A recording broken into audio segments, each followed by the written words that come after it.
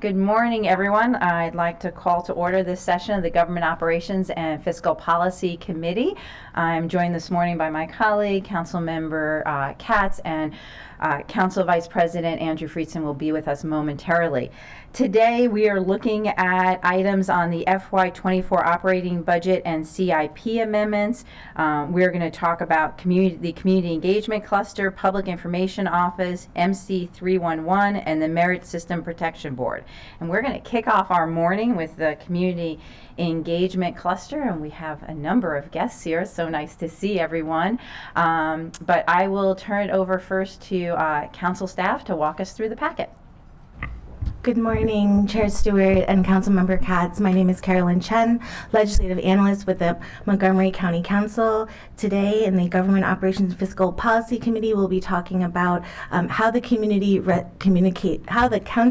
communicates to its residents. This is the Office of Legislative Oversight report that was released in February 23. The GO committee last year is the committee that commissioned this report to do a full inventory of social media and communication sites across all county agencies. Shout out to Blaze and Kristen and OLO for the formatting inspired by Sports Illustrated Fantasy Football. Great. Quick overview on first item today is Community Engagement Cluster. There is a point of correction. Thank you very much to OMB for pointing this out to me. In page 2, under fiscal year 24 fiscal impact and considerations, there's a summary table of lapse and vacancies by department. The Silver Spring Urban District and Wheaton Urban District are actually reviewed on a different committee and a different time. So I just want to flag that the numbers here are inclusive of the urban district vacancies, so the vacancy rate is actually lower for CEC. As you can see, most of the vacancies are in the urban districts. Great. Moving forward. The county executive has transmitted a fiscal year 24 recommended budget of $8.8 million, which represents actually just 3.3% of the general government and other functions departmental budget. Overall, the CEC represents 0.24% of the county's total operating budget, excluding MCPS. CEC's FY24 recommended budget increase of 16.6% is primarily due to shifts of grant funds from the community grants non-departmental accounts. On page 2, you will see each of the divisions of the CEC, Administration, Commission for Women, Community Partnership, Gilchrist Center, and the Regional Services Directors. In the next section on fiscal impact and considerations, you'll see breakdowns of vacancy and lapse and succession planning information, revenue generating arms of CEC, and racial equity and social justice rating, which CEC has received a 3. Top. Finally, number 4 on page 3 is on growth areas. CEC has been a lead department responsible for the successful increase of resident response rates for Census 2020, which directly results in additional federal funding for the county. So over the next 5 years, investments but in resources and staff to the CEC in preparation for the census in 2030 should be anticipated. Finally, council staff recommends placing programmatic increases in the community engagement cluster in the fiscal year 24 recommended operating budget on the council's reconciliation list as high priority.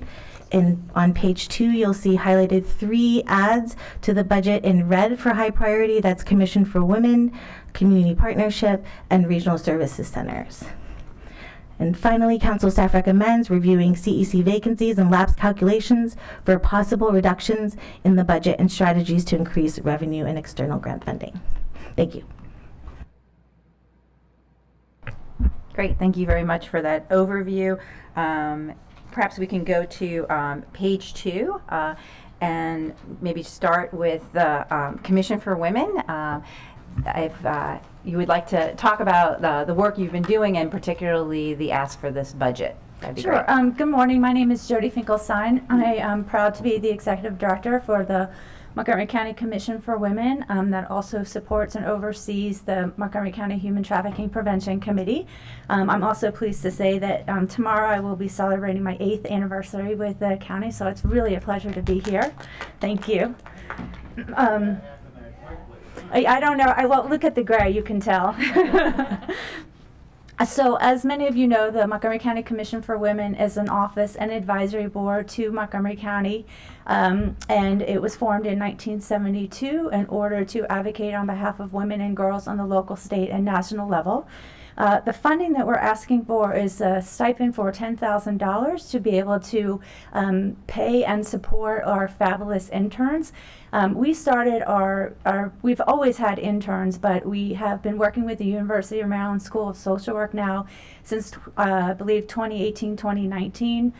In the macro area, my predecessor, Judy Von Prather, had also worked with the School of Social Work, but in more of a clinical capacity.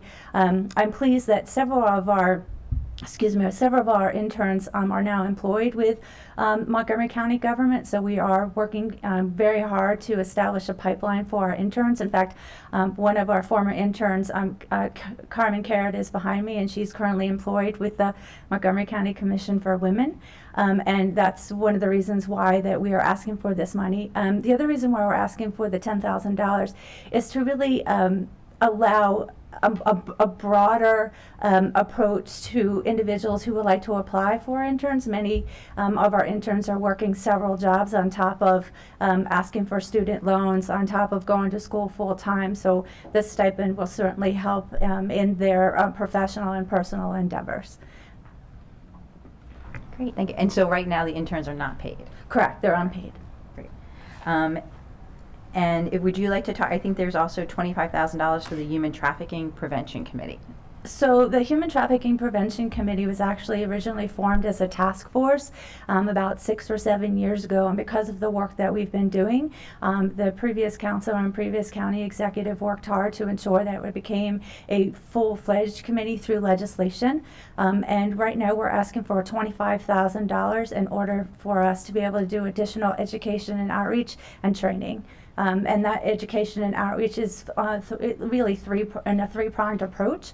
One is for the general public. The second is we would like to do a lot more outreach for youth, so that way they recognize the signs of grooming and trafficking. And third, we'd also like to do education and outreach for members of Montgomery County government, including first line responders such as law enforcement and fire and rescue. Terrific. Thank you. Do my colleagues have any questions or? No? All right. I think where'd Ms. Chen go? Sorry, there you are. So I think without hearing any questions or other comments from my colleagues, sorry, you guys take up a lot. This can be added, and I think everyone knows how we're doing the budget this year, is that the council president said that any additional request this year will be put on a reconciliation. So, and so we'll add these two items as high priorities. Great. Thank you very much for that. Community partnerships. If Ms. Vu, you want to review what you've been doing and the ask for this year. Sure, thank you. It's my pleasure to be in front of you here today as the Director of the Office of Community Partnerships. So we have several requests, and so I think it would be helpful if we just go down one by one. Okay, great. So our office serves as the bridge between county government and the diverse communities that we serve, and also serve as the bridge between communities as well. And that is the overarching mission of our office. We are here to make sure that our communities are represented at the table, not speaking on their behalf, but they're actually at the table so that we can hear their voices while important policy and budget and other important decisions are made. Our first request is to shift $144,612 into the Office of Community Partnerships. These are actually 3 programs that were left over from a policy decision that was made last year to shift the legal immigration services contracts from HHS into the Office of Community Partnerships in order to strengthen coordination and for us to oversee the overarching strategy. These programs were missed last year during that move because they were sitting in the community grants NDA instead of the base budget. And so this proposal is just to move those remaining programs into CEC so we can continue to coordinate and oversee legal immigration service strategy and delivery.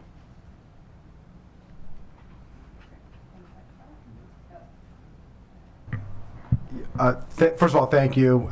Your office has been an incredible resource, and as we got through COVID, really leaning on the Office of Community Partnerships became one of the real secret sauces to how Montgomery County government reached communities that historically we have not done a good job reaching. And one of the things early on that I had seen was how effective your office had been when it came to the complete count census work, which is designed and set up to focus on those communities that are hard to reach, where we have an incentive because federal funding and other aspects are dependent on it, and so we tend to really focus on that, but don't always do that as well in ordinary times. And because the COVID crisis had come just on the heels of it, it forced us to reboot, which I appreciate and I had advocated for, and now we're kind of rethinking whether or not it should take a crisis for us to try to make sure everybody is counted and is part of the services that we're providing to residents. I just wanted to acknowledge that and appreciate that to start. Thank you so much. I did have a question on, just to make sure I'm understanding, the sister cities, because there's the 50. I didn't hear you mention that. If you could.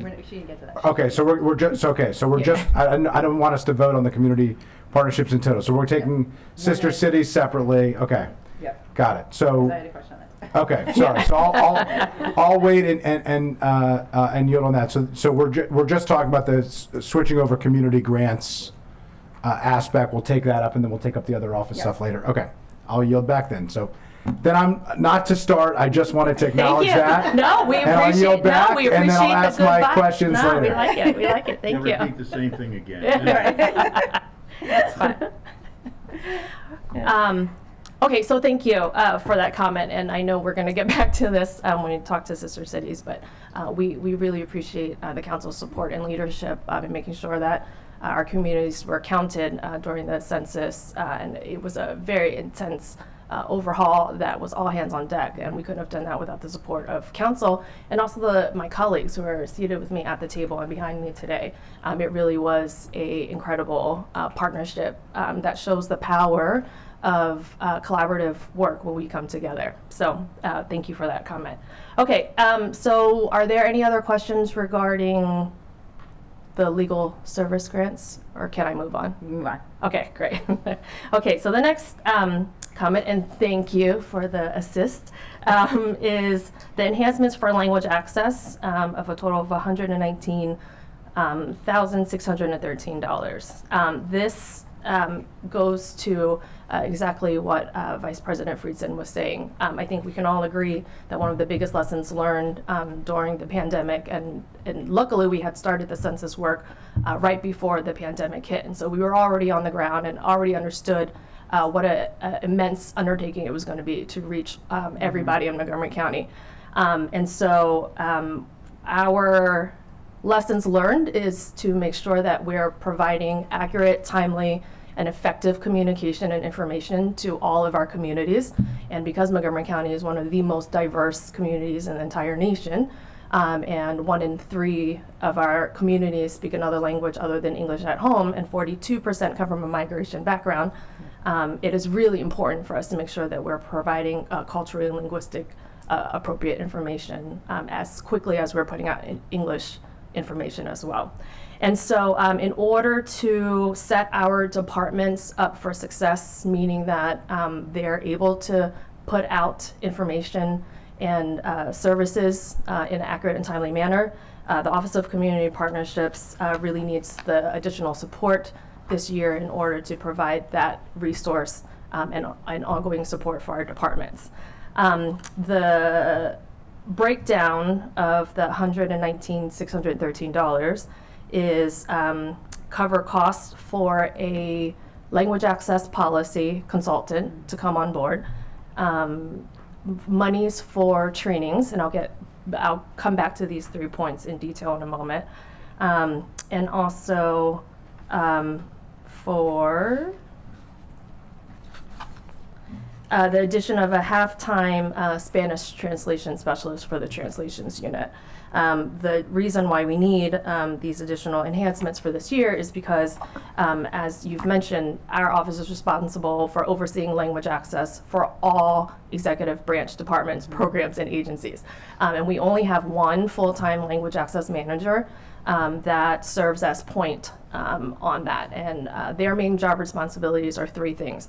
1, to oversee policy implementation and development. They have to work with departments on annual language access plans, make sure they're updated, and that they're also in compliance. So that's the policy piece. The second piece that the language access manager is responsible for is for training. So under the current executive order on limited English proficiency, we are required to provide limited English proficient trainings for all frontline employees. All new employees are required to take the training within 3 months of being hired, and ongoing employees are required to take the trainings every 3 years. So that is a massive piece in of itself, and actually I'm the one that's teaching the course right now. And then third bucket is to manage translations projects. And as you know, a couple of years ago, we created the very first centralized translations unit within county government in the region. It is a phenomenal group of 13 employees that are certified multilingual employees that are able to provide translations for departments in the top 6 spoken languages in the county. And so the language access manager has to oversee all the translation projects that are coming in from the departments, manage the 13 staff, and get the projects back to departments, and also, like I said, oversee the policy development, implementation, and compliance monitoring, and the training as well. And so, again, if we're going to be serious about making sure that departments are set up for success, meaning that they're able to provide culturally and linguistically appropriate information, we have to be able to provide them the support and resources in order to do so. And so these enhancements will allow us to, expand the trainings, make sure that we're taking a really deep dive into the language access plans of departments and monitoring their performance around their ability to provide interpretation and translations as well. And so that's the total amount request. Thank you, and I just want to say thank you for your work in this area. I mean, it's so essential, and I just want to say thank you to your office for the help when we were dealing with the Arai fire. Because we had multiple languages to communicate with folks in, particularly like the day of, but then weeks afterwards, and having that resource to call upon so quickly and so professionally was really key to making sure people who were in a very traumatic space were able to hear in the language they were most comfortable with the information that was very complex. So I just thank you and for all the work in that. My colleagues, do you have anything else on that? Yeah. While we're in the thank you department, I know that Vice President had to jump in with his thank yous first, but yeah, that's it, the first thank you guy. But candidly, you all do such a good job, and I'm going to say this. I don't have to say it again. I'm saying this also to others who are on this panel. You all do such a good job that people don't even at times recognize what a great job you do. If you didn't do a good job, believe me, people would recognize the job you're doing. But it's the same thing every day. You all literally are the eyes and ears on the street for so many of us, and you do such a wonderful job. So I appreciate you, and and you and everybody else on this panel. Thank you, Madam Chair. Yeah, I was saying it earlier, and I'll say it again. It was specifically related in many ways to these service enhancements.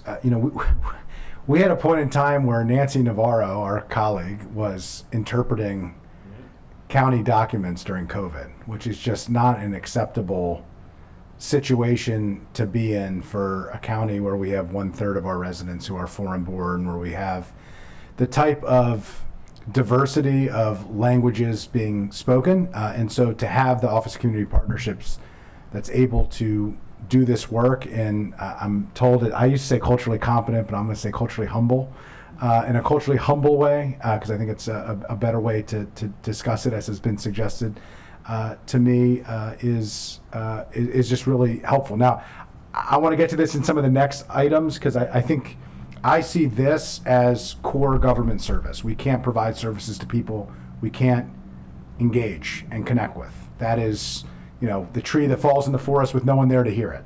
So those two things are tied, and I think as we go through this and the rest of the conversation today, and as we move through the budget, I do think we have to distinguish between those issues of what's a high priority, what's a priority, and what we're just not going to be able to fund this year. But I just personally want to say this area in terms of language services and making sure that we're reaching people who are vulnerable, and we're making sure that the services that we're investing in actually get to the places and the people who need them the most. That's a core government service, and that's something that we absolutely need to figure out how to make happen and how to fund. So I appreciate this being a high priority, and certainly we'll support it. Great. Ms. Chen, just making sure, so like the first item under community partnerships, that was a shift, so no fiscal impact. The second item, what I think you're hearing from the committee, is that's definitely a high priority, and I think if there was something higher than a high priority, we probably would agree to that. But Super high. Yeah, super high. And so let's move on to the third component, the sister cities. Oh yes, I'm sorry. The 30,000 request for interpretation and interpretation equipment is actually tied to the first at 119,613, but it was separated out here. So yes, the enhancements for the interpretation and interpretation equipment go along with that too. So is it 149 then? Yes, Okay. if you were to include those two together. Yeah, that's fine. We should just include those as the same line item then. Thank you for that. Thank you. Okay, so the third piece is for Montgomery Sister Cities, and so we're requesting $50,000 in order to enhance the support that Montgomery Sister Cities is providing. Montgomery Sister Cities is an incredible program. It has been a powerful program for us when it comes to community engagement and building trust in the communities. And so while the first part of our discussion was focused around making sure that when folks get to county services, that they're able to access services and information in their language. This Montgomery Sister Cities program builds the relationship and trust on the front end so that folks can even feel comfortable to walk through government doors to access services. As you know, we have a very diverse community of folks here. Many of them come from countries where they don't trust their government, and so when they come to Montgomery County, their natural inclination is to not engage with government representatives. And so the Montgomery Sister Cities program that was started in 2009 under the previous county executive, Ike Leggett, helped to build the relationships and trust in the communities that were not represented at any of the council hearings, county executive sessions that we were having. And so what the previous county executive did was establish Montgomery Sister Cities. It's an independent 501c3 that is partnered by our office. It is a independent board along with volunteer sister city committees. We have 5 sister cities in Montgomery County based on the top 5 countries of origin of our foreign-born population. Morazan, El Salvador, Gondar, Ethiopia, Xi'an, China, Hyderabad, India, and Daejeon, Korea. And so there's a board along with 5 sister city committees that are all volunteers. And so what they did since 2009 was incredible in choosing a sister city for the continent of Africa. We had to undergo a very extensive process with our African communities. And they had to agree on choosing one city in one country in the entire continent.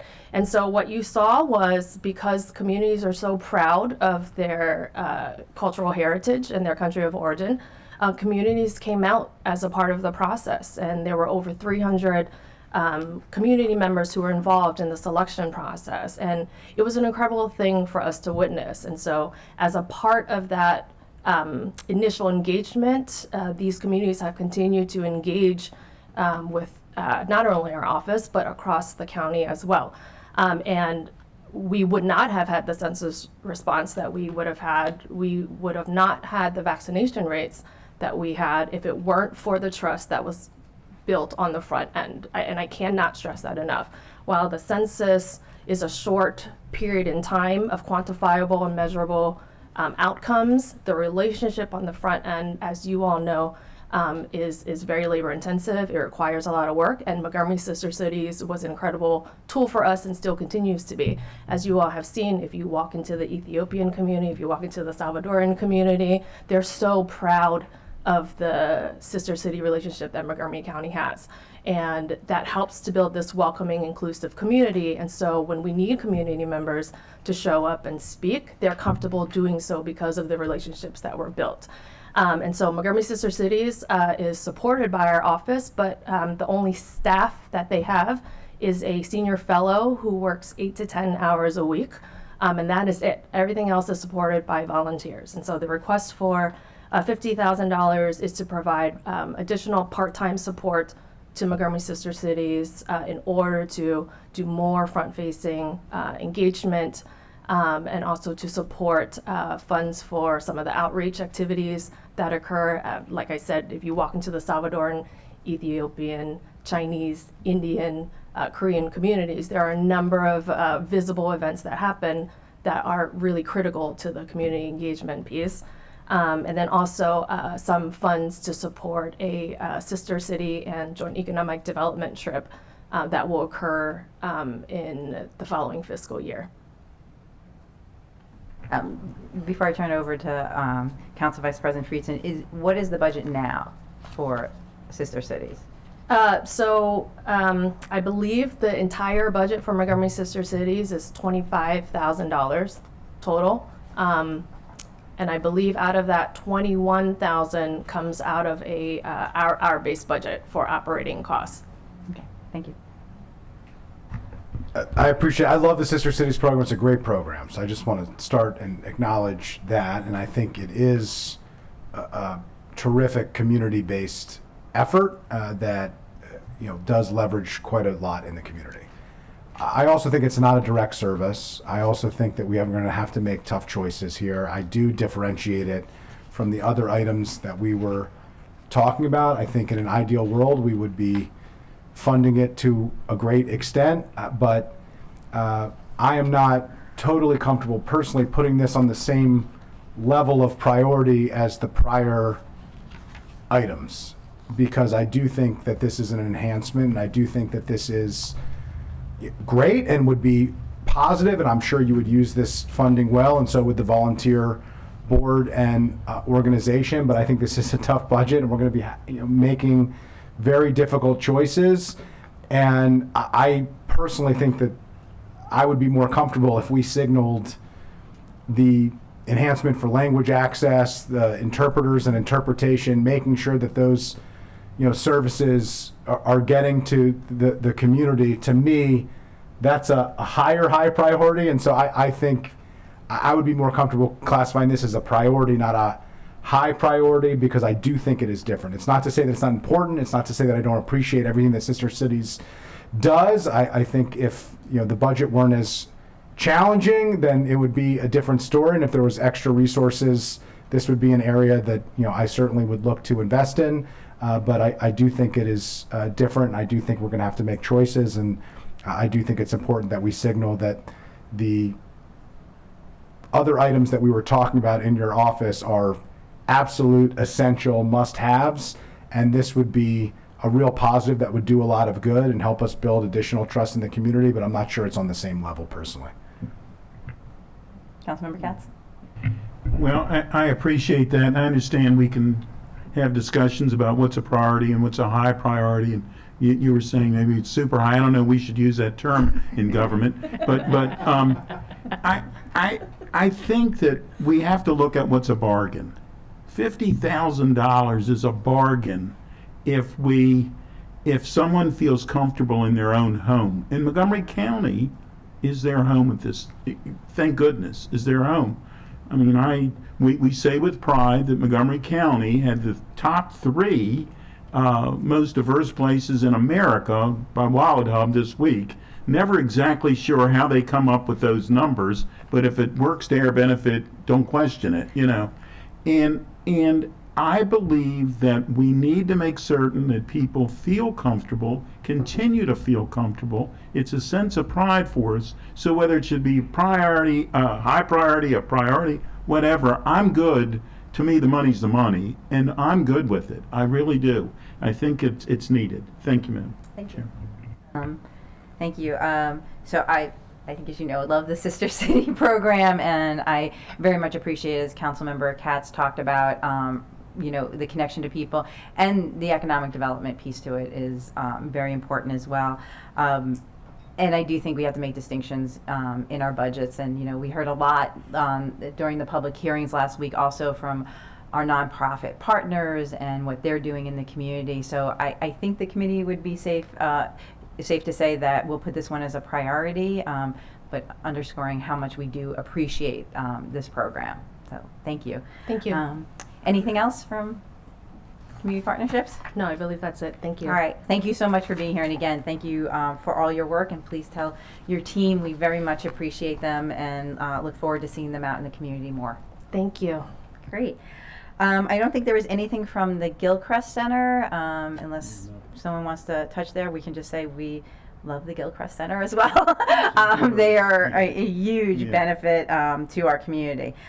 So let's now turn to Regional Services Centers. That's an enhancement of $25,000 to the Neighborhood Events Matching Funds Grant Program, and an addition of a public service internship program of $10,000. Who's taking this? Drew? Good morning. Good morning. I'm Jeru Bande, Director of the East County Regional Office. Thank you for this opportunity. The $25,000 request is to enhance the Neighborhood Events Matching Fund, which is a very small grant program that was designed to promote community building, community engagement, and community capacity building at the grassroots levels. Through this program, we are able to identify, link with, and build partnerships with many non-traditional organizations or grassroots networks in underserved, marginalized communities. These programs are really designed, again, as I indicated, to promote that capacity building where we've not had much relationships with some of those communities. The programs benefited some of the neighborhood organizations, homeowners associations, block clubs, tenant associations, civic groups that are very active, unlike some of the large organizations that we traditionally have been dealing with. This program also really helps advance our equity and inclusion strategy, in that many of these small organizations traditionally are unknown to us, but we really need them to really help us really get to the height of a greater community engagement strategy. Programs that were funded, including community gardening events, neighborhood cleanup events, movie nights, community beautification projects, tenant association, holiday festivals, and so forth. These programs that are funded must be open to the public and must also create sustainable and lasting impacts for those neighborhoods. Grants are matched dollar for dollar with cash in-kind donations for up to $1,000. Currently, the program is so successful we cannot accommodate all the applicants. And again, I would like to reiterate, this has been probably one of the most cost-effective programs that we use, an application process, which are very simple, it's really not difficult. But through this process, we are really able to expand the role of the regional offices in our regional areas to reach those underserved, those organizations, HOAs, civic groups who operate actually in the underserved and marginalized communities. I don't know if any of my colleagues want to add to that. Excuse me, what's the budget now for that? This is $25,000, $5,000 for each regional area. So with $25,000, we are really able to still just hit the debt, on the demand that we're faced with here, because it's getting to be very popular, and we are really seeing some very impactful, sustainable outcomes from these relationships, those programs in communities where we've never really had any government or community action. so this would double the current budget's 25,000. Yes, So this would double the yes. budget. So each Yes, that would be area would get 10,000 $10,000. in each area. So if you take $1,000, up to $1,000, with 1,000 we could only fund 10. Yeah. But then we allow discretion to, depending on how we work with those organizations, we could fund less, but we could also help them augment other cost in kind or by directing them to other partnerships. So it's a pretty outcome-based program or approach to building those partnerships at the grassroots level. Any questions on that? No. Okay, we're good on that, keeping that as a high priority, and then there was an addition of a public service internship program.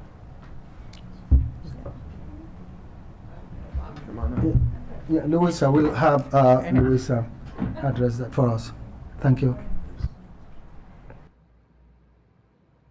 Like you said, there's a lot of us. Really, it's to relate what Jody said.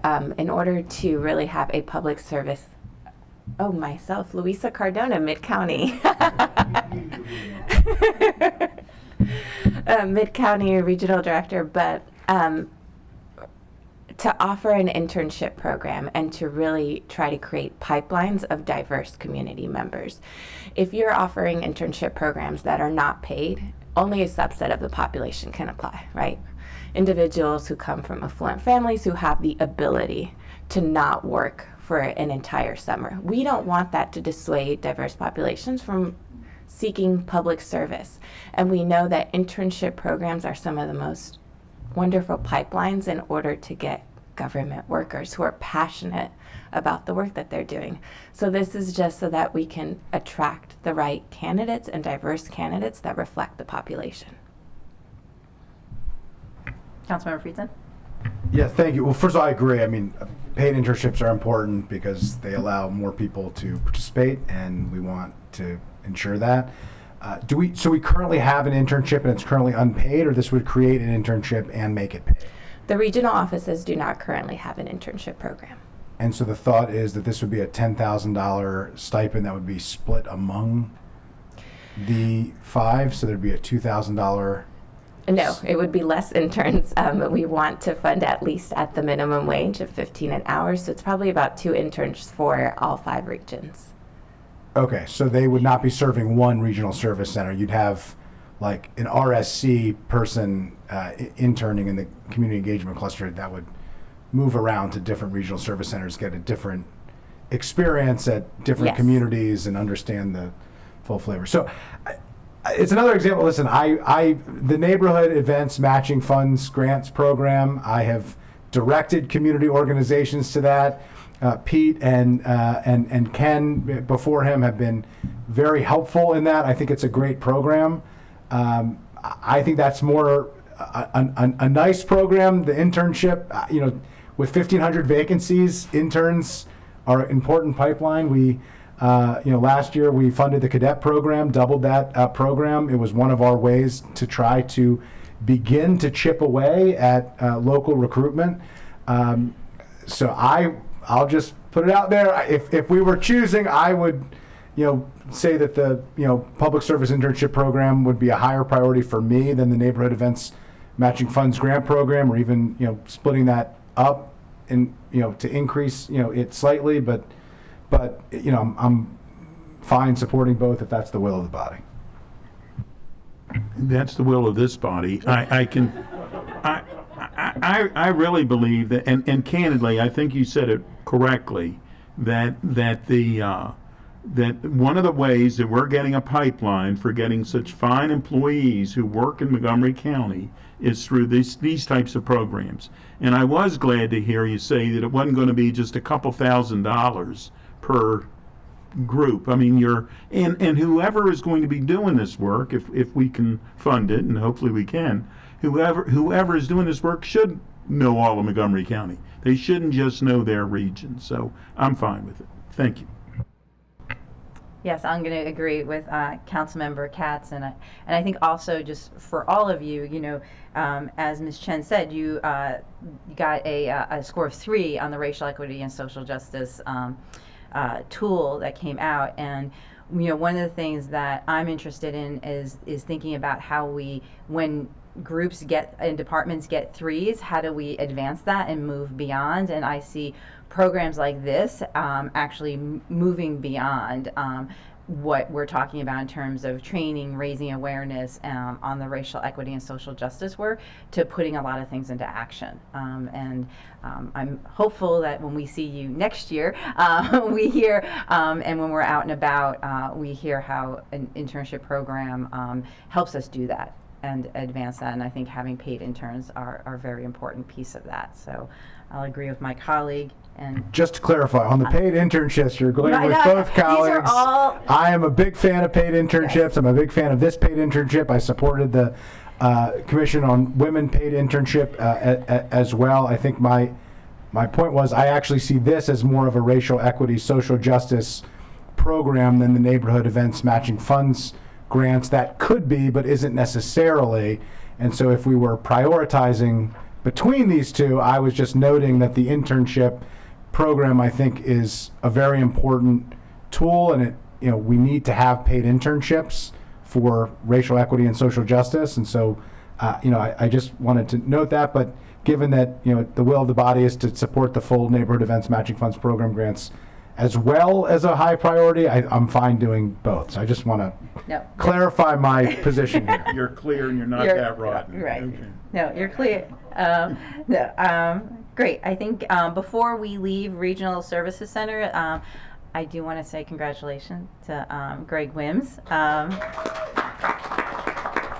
And I guess to note, this is probably one of the last times you'll be before this body in this current position, but we look forward to working with you in your new position, and congratulations. And thank you for all your work for the community. We did have a clarification on, actually, before I leave this section, was there anything from the community engagement folk that we missed, or any other comments? Yes, Mr. Fossman. Thank you, Madam Chair. I just would like to note a special thank you not only to my colleagues, but to the amazing staff at OMB and Ada, who has led us through this process, as well as Yvette and her amazing team at the Community Engagement Cluster, because they have been an enormous amount of help. So thank you. Great. Terrific. Yes. And as we're saying thank yous and talking about how wonderful interns are, I wanted to acknowledge Jennifer Escobar, who's our current intern from the University of Maryland School of South Shore. Great. Thank you. Wonderful. Mr. Ken, would you have any other comments, or? I just want to say thank you so much. It's been a real joy working with this team over the last year.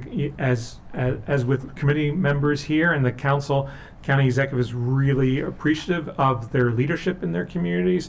We can just go down the long list of hot topic issues that have hit, from apartment fires to youth violence to human trafficking, translations, and hate crimes. These folks have been at the forefront of each item, sometimes on the ground, oftentimes on the ground, and engaging with people directly on some of their worst days. Yeah. So we're very much appreciative of what they do, and thank you for your support. Terrific. Councilmember Friesen? Yeah, thank you so much. Appreciate all you do. We're all big fans of the Regional Service Centers. We know how many of our residents and community-based organizations are as well. And in many ways, you're the face of county government, carrying a lot of hats with you along the way, which we appreciate. Last year when we were talking about this and we were discussing staffing, and we have over several cycles, I had suggested and continue to support a strategic plan to really think about how we're using the regional service centers. And I think in one way we need to think about it holistically of, what is the countywide approach to this, and in other ways I think each regional service center is different. Each community is different. There are different needs. And so I don't necessarily think that the staffing needs to be the same. I think it should be equitable, but I think the positions probably are going to serve different needs in the community, and I think that's part of the secret sauce of having a regional service center in the community, that it's uniquely positioned to understand what those community needs are and then to respond to them. So, it's not a criticism; it's just a double tap, so to speak, on this issue that has been raised before. I really do think we need to do that. I also think we need to have a question of, whether or not the 5 regional service centers as are currently constructed geographically, based on the growth of the county and the changes within communities, of whether or not it's an appropriate and reasonable mix, the buildings and the structures of whether or not they're serving the community. And I don't think that's going to be a 1 or 2 budget cycle question. I think it's a strategic plan that's going to be what does the next 10 or 20 years look like for regional service centers? How do we respond to changing community needs in a county that is growing and changing? And then what do we need to do to ramp up and to build and to change with a county government that doesn't always adapt as quickly as any of us would like, just given the challenges that we face of very large public organizations. It's not a budget item, but I think now is the best time to raise it and to note it, and hopefully we can continue that conversation moving forward. Thank you, Madam Chair. Great. Thank you very much, and we appreciate you all here today, and we will continue the conversation. Thank you. Our next item will be the Public Information Office, PIO. And I think I saw Mr. Hudson, yes, with us, and I'll turn it over to Ms. Chen when she gets back to her seat to kind of walk us through the packet.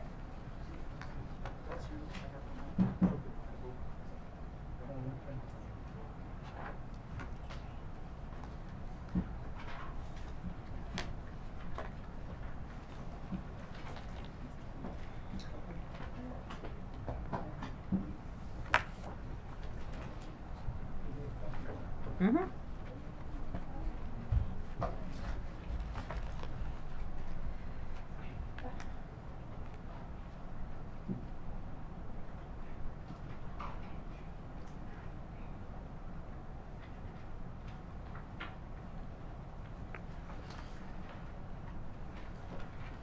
Okay, Ms. Jen, go ahead.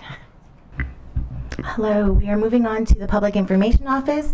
Would just like to, I'm not sure if it can put on the screen, the Director of MC311, Brian Roberts, is beaming in via satellite from the cherry blossoms, and we hope you are recovering well from surgery, Brian.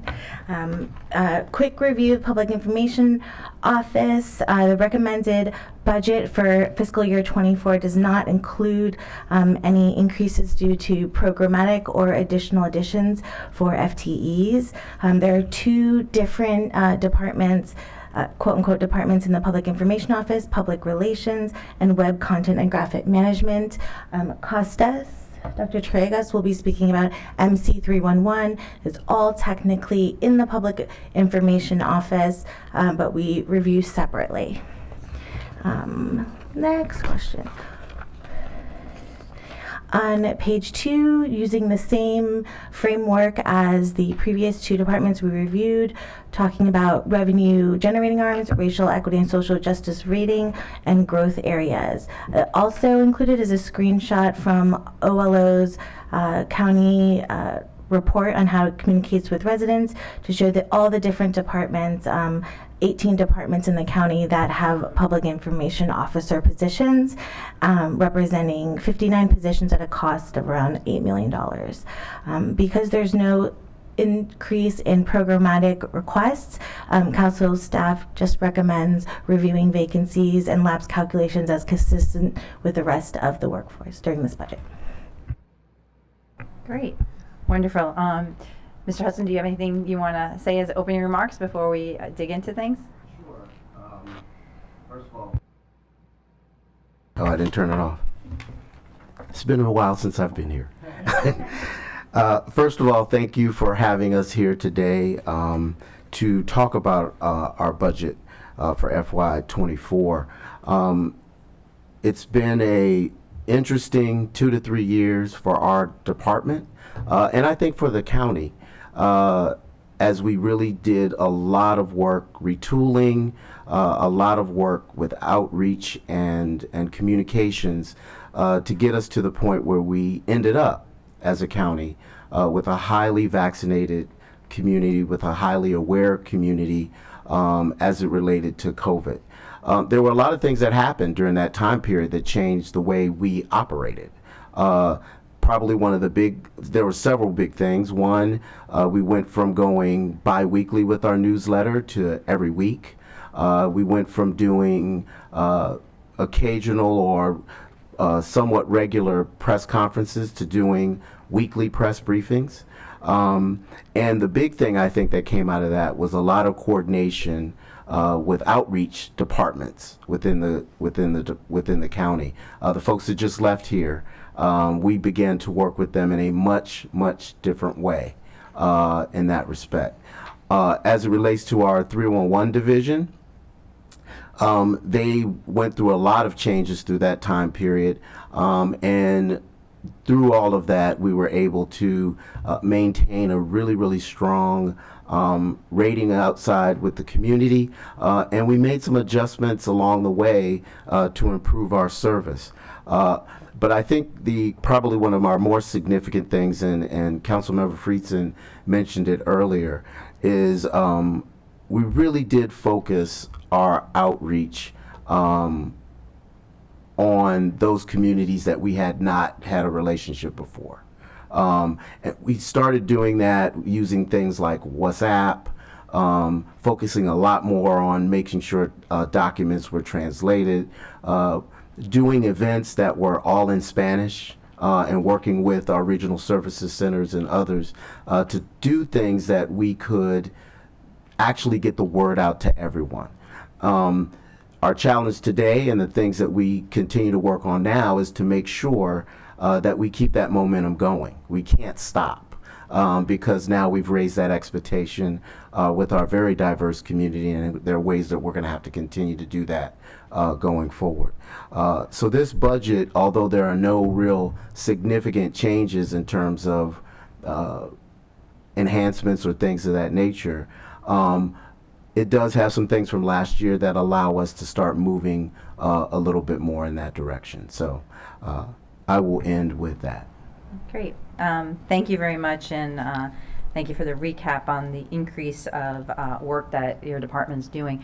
One of the questions I wanted to raise, if we could discuss it, is the racial equity and social justice rating that PIO received was a rating of 0 on that. And so just wanted to see if we could unpack that a little bit more, and what's the plan for actually not getting it. Yeah, I think a lot of our challenge, and the rating structure was fairly new. I think for us, a lot of our direct activity is focused on community outreach and our messaging that goes out. What we're going to be working on over the next year is channels. The OLO study, which did a really good job of providing us with an inventory of the different ways we're getting information out, the different things that we are communicating and how we're communicating. One of the things that we know we've got to improve is the channels through which we get information out to communities. Our job, as you all well know, is to inform the community about the activities of the government. And what we have to do to improve is to locate those channels, build those channels, and send information out through those channels. The ways that we're going today are not reaching those communities effectively. I think that had a lot to do with our lower rating. But I think next year we will not have that issue because we would have made some strides in that respect. Great. I think particularly as the PIO office, I just as we just talked about the community engagement cluster, you all are the front line of the government for folks and who they see it. So I do hope to see that improved given the current year. And I know Councilmember Friesen, did you want to talk about? Well, I appreciate that. Obviously, it's troubling to see a score of 0 for our primary vehicle for reaching residents, a diverse community that is, now sees that our arm of government that is set up to communicate information to them is not achieving what we want to achieve and doing what we expect to have happen. So I just want to acknowledge that. I appreciate the fact that you're committed to working on that, but obviously we have a score of 0 this year. We don't expect a score of 0 next year. I think there are going to need to be some significant changes that are made in order to not do that, and I think that's important. I have a broader question about just the structure of PIO and the way the county government does this work, because I just want to make sure I understand it. So there's 60 positions, basically 60.11 positions in the PIO office that serves all of county government. And then there's 59 additional positions that are embedded within specific departments that do outreach and public affairs work. Is that correct? Just one correction, the 60.1 FTEs in PIO include MC 311. And how many are in 311? Well, in terms of, there are about 40, I have to look, let me look real quick. There are 40 some in the 311 operation, and then there are 18 in the core PIO area. Okay, I've got 46.7 full-time equivalents in 311. Is that correct? I just want to make sure we're on the same page. Okay. So, and then there are 18 or 14? 18 full-time equivalents in that area. In the core PIO. I'm just trying to make sure I'm counting right. 13. So if I'm sorry, 13. 13. 13 full-time equivalents. So that means you have 13 people within the centralized office. Yes. So how do we differentiate between what somebody in the centralized office is doing for the enterprise as a whole and what the communications team in the Department of Transportation, who I see out, by the way, all the time. Yep. They're at community events, they're at Bike to Work Day, they're at even a neighborhood association. When they close their street off, I know DOT says, can we bring a table? Can we give you information? And I see the team there, and I'm happy to see them, and hopefully they're happy to see me when I go out to community events. But how do we differentiate? And I just use that as one example because I happen to see them a lot at particular community events. But how do we differentiate between those positions and those roles? So there's a variety of roles in the Office of Public Information. So there are individuals who do graphic design and things of that nature. There are individuals that do our production work, so from the TV and cable side. So of the 13, we have 5 or so who are devoted to graphic design type work, and that goes from the web. That's web work, that's graphic design work, and other visual aid activities. There are about 4 people who are working on the production side, and then there are 2 people who are administrative currently in the budget, an SEAA and a program manager, and then there are 3 managers and myself, and then there are 6 PIOs out there. There are 6 PIOs budgeted.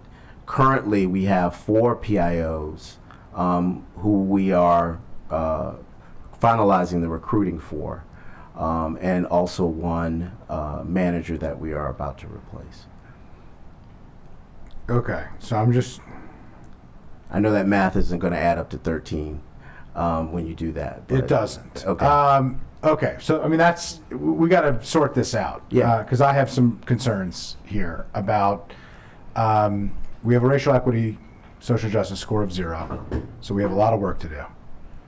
We have, I think, some questions as to how we have set this up. Is it a centralized department or is it completely decentralized? We're neither decentralized with a really lean central department. We're kind of a little bit of both, at least from my perspective. We've got 59 folks totaling $8 million, according to Ms. Chen and council staff in the various departments embedded. And then we have 13 to 18, depending on at what point we're answering, people within your department outside of MC311, which I do view as a separate, Yeah.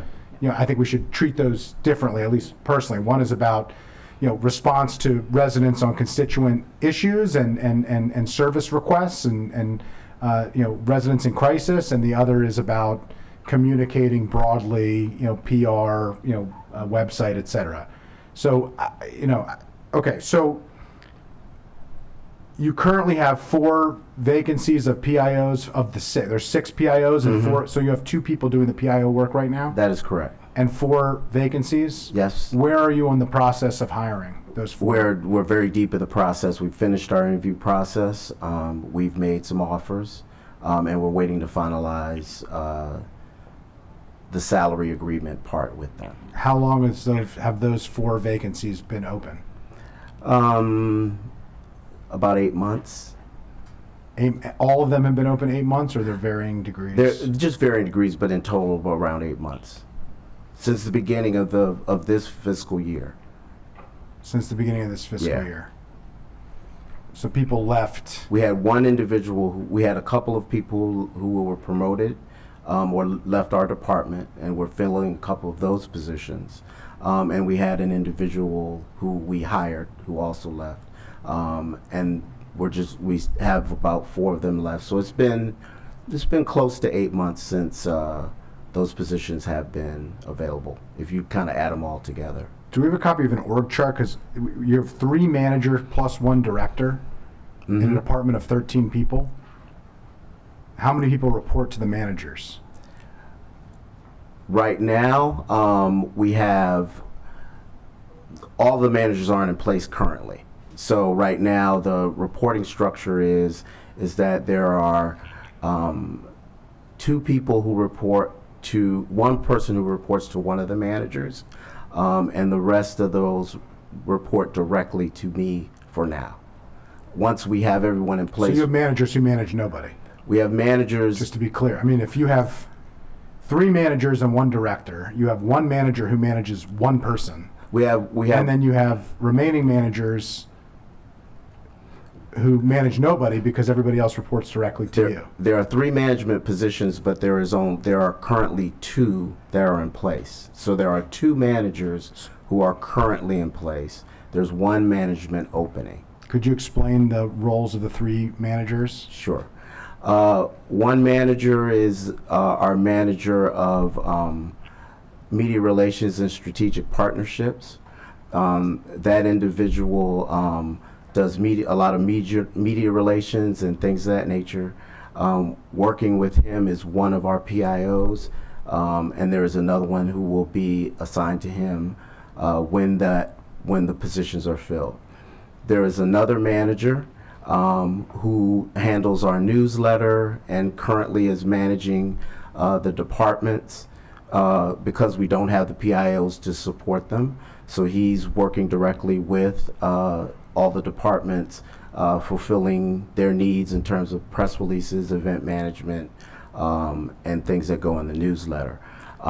So just to ask a follow-up on that. So the 59 positions and the $8 million embedded in the various departments, they don't do their own press releases? They have you do the press releases for These them? are for all press releases do come through our office. All press releases So are you come. proofreading them, or are you copy editing them, or are you writing We're them? doing a combination of copy editing, which making sure that all releases go out approved and reviewed from one central place before they go out. In addition to that, but most of that is the support of those departments that don't have PIOs to do their press releases, event announcements, graphic design, event management, and media relations. I'll just say, I have real concerns about the structure of the department. We have a manager who manages one person. We have other managers who manage nobody. Sounds like they're managing work, not people, which is an odd structure from a from an organizational. That is because standpoint. we're putting those are positions. When those positions are filled, those individuals will have their staff back. But even when you're fully staffed, you're going to have, I mean, you have a bunch of people who report directly to you, and then managers who at most could have 1 or 2 people reporting to them. You're only hiring 4 PIOs. Yes, when but the we PIOs also- are in place, yes. you have 2 managers who are vacant. So at most, the 2 managers could manage 2 people. No, we also again we have the media relations side of our house, as well as the video and as well as the web and graphic design side of the house. When we have we will restructure and put people under all those individuals once we have our full management structure in place. Please. Okay, I guess because I think we need to I make some appreciate it. significant changes here. So, Mr. Hudson, thank you for describing that. Perhaps, I'm sure you do have an organizational chart, and that you could send the committee, and also where you see these new positions coming. And I also just want to note that in your budget, there was a reduction of a vacant Yes. position. So Yes. we are looking at a reduction. Yes. So I think to have this conversation further, it would be helpful to have you take more time and provide us with more information on the organization and how you see it, and what the duties are and how it's split. And I also think some more clarification on the 59 positions that are embedded and what they are doing Sure. would be helpful for us. Sure. Councilmember Katz, did you have a follow-up? I do. Thank you. Thank you, Barry, for being here. And in many cases, the public looks at public information from the county as a county, a single county. But as you know and we know, there are various departments that have their own information that they filter it through you or whatever. How much of a coordination do you do with the other departments and with the county council side, et cetera? There's quite a bit of coordination. We actually meet with all the PIOs and some outreach people bi-weekly. So there's a bi-weekly meeting that we do to coordinate what's going on in departments, what they're about to release, and also work on initiatives together that will, put information out to the public. Those bi-weekly meetings allow us to find out what departments are planning to do, but they also allow us to continue to look at, is there an event that we can do that will promote that particular piece as well. The other coordination that takes place is the coordination of information going out. So if, as I mentioned earlier, press releases, announcements, those things going out the door all come through the one source, so that one place, so that we can make sure that we have consistent messaging, so that we can make sure that all the pieces that we have in terms of our style and guide are there.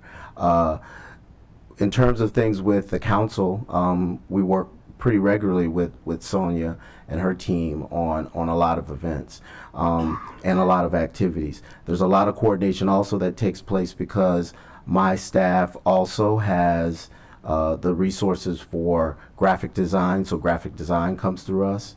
In addition to that, they are working on and provide video support, as well as editing for events and event setup, podiums, things of that nature. All that comes through my team.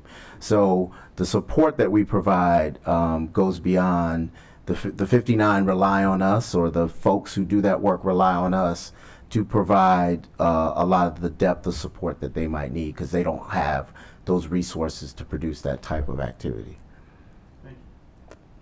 Okay, thank you. Councilmember Friedson. Yeah, appreciate it. So is there a restructuring plan and a timeline for this plan? You say when you bring these forward, because generally it would be pretty unorthodox to have this number of vacancies in the exact same position and bring them all on board at once.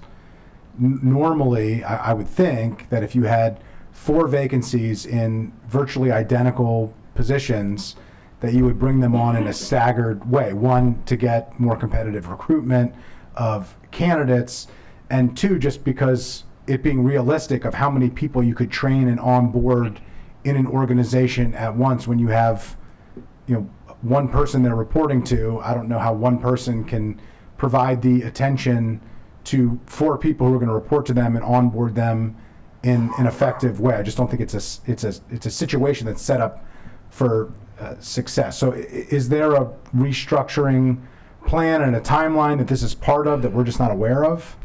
Yeah, I mean, yes. The short answer is yes. There is I wouldn't call it a restructuring plan. It'll just be, it's the way the department will be set up. And the department will be set up with a director, 3 managers that will have staff reporting to them, a combination of PIO, the web and graphic design, as well as the production side of our house. So we basically have 3 types of people or types of work that happen on our side of the house. The other side obviously being MC301, and we'll have our staff reporting in under that structure. So Ms. Chen, why don't you go ahead? Yes, just to give context, the GEO committee, the last 2 cycles, also during COVID, this is why the OLO report was commissioned, as well as the customer service initiative that came out of the CEX. The ideal going forward is actually looking back. The original reason for the PIO positions in the 18 departments, 59 positions, was for FOIA, Montgomery, Maryland, PIA, and press releases. And since then, we have shifted to video content, graphic, web design, and more reporting and social media. So as part of that initiative, multi-year, where this is, Dr. Tragus will also speak to this in MC301, we're probably at year 3 right now. First with the inventory of all the communication channels done by OLO, and then moving forward with this committee on how to restructure communication among residents. Yeah, there's a director, there's 3 managers. There's 3 different areas that the 3 managers manage: graphic design, web design, production, and PIO. Mm-hmm. If there are 4 managers and director, and there's 13 people, that means that the 3 managers manage 9 people. And that means that several of the managers manage fewer than 3 people. That could be the case. Because it is the case, because Yeah. there's more than 3 PIOs. Yes. There's 4 vacancies or 6 PIOs. So that means that probably some of the managers manage 1 person, or no people at all. No, no one would have just 1. It's not that will not be the structure.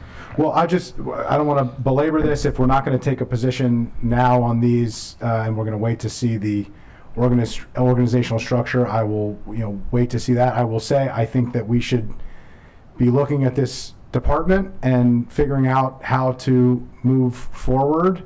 I think we need a plan for racial equity and social justice of how you're going to go from 0 above that, and I am uncomfortable personally fully funding and staffing positions until we're comfortable with what the structure of the office looks like and what the plan is for addressing the Res J analysis, and I would suggest holding off on bringing on new people until you have a new structure in place, until there's a plan for racial equity, social justice, and a way to implement it to make sure that the people that you're bringing on are going to help fulfill that plan. It just seems a little backwards to me that we are going to bring people on and then do the plan, as opposed to doing the plan and then hire to fulfill the plan or determine what is the best way to move forward. So I just wanted to put that forward. I would suggest pumping the brakes here a little bit, and I do want to look at the organizational structure, because I am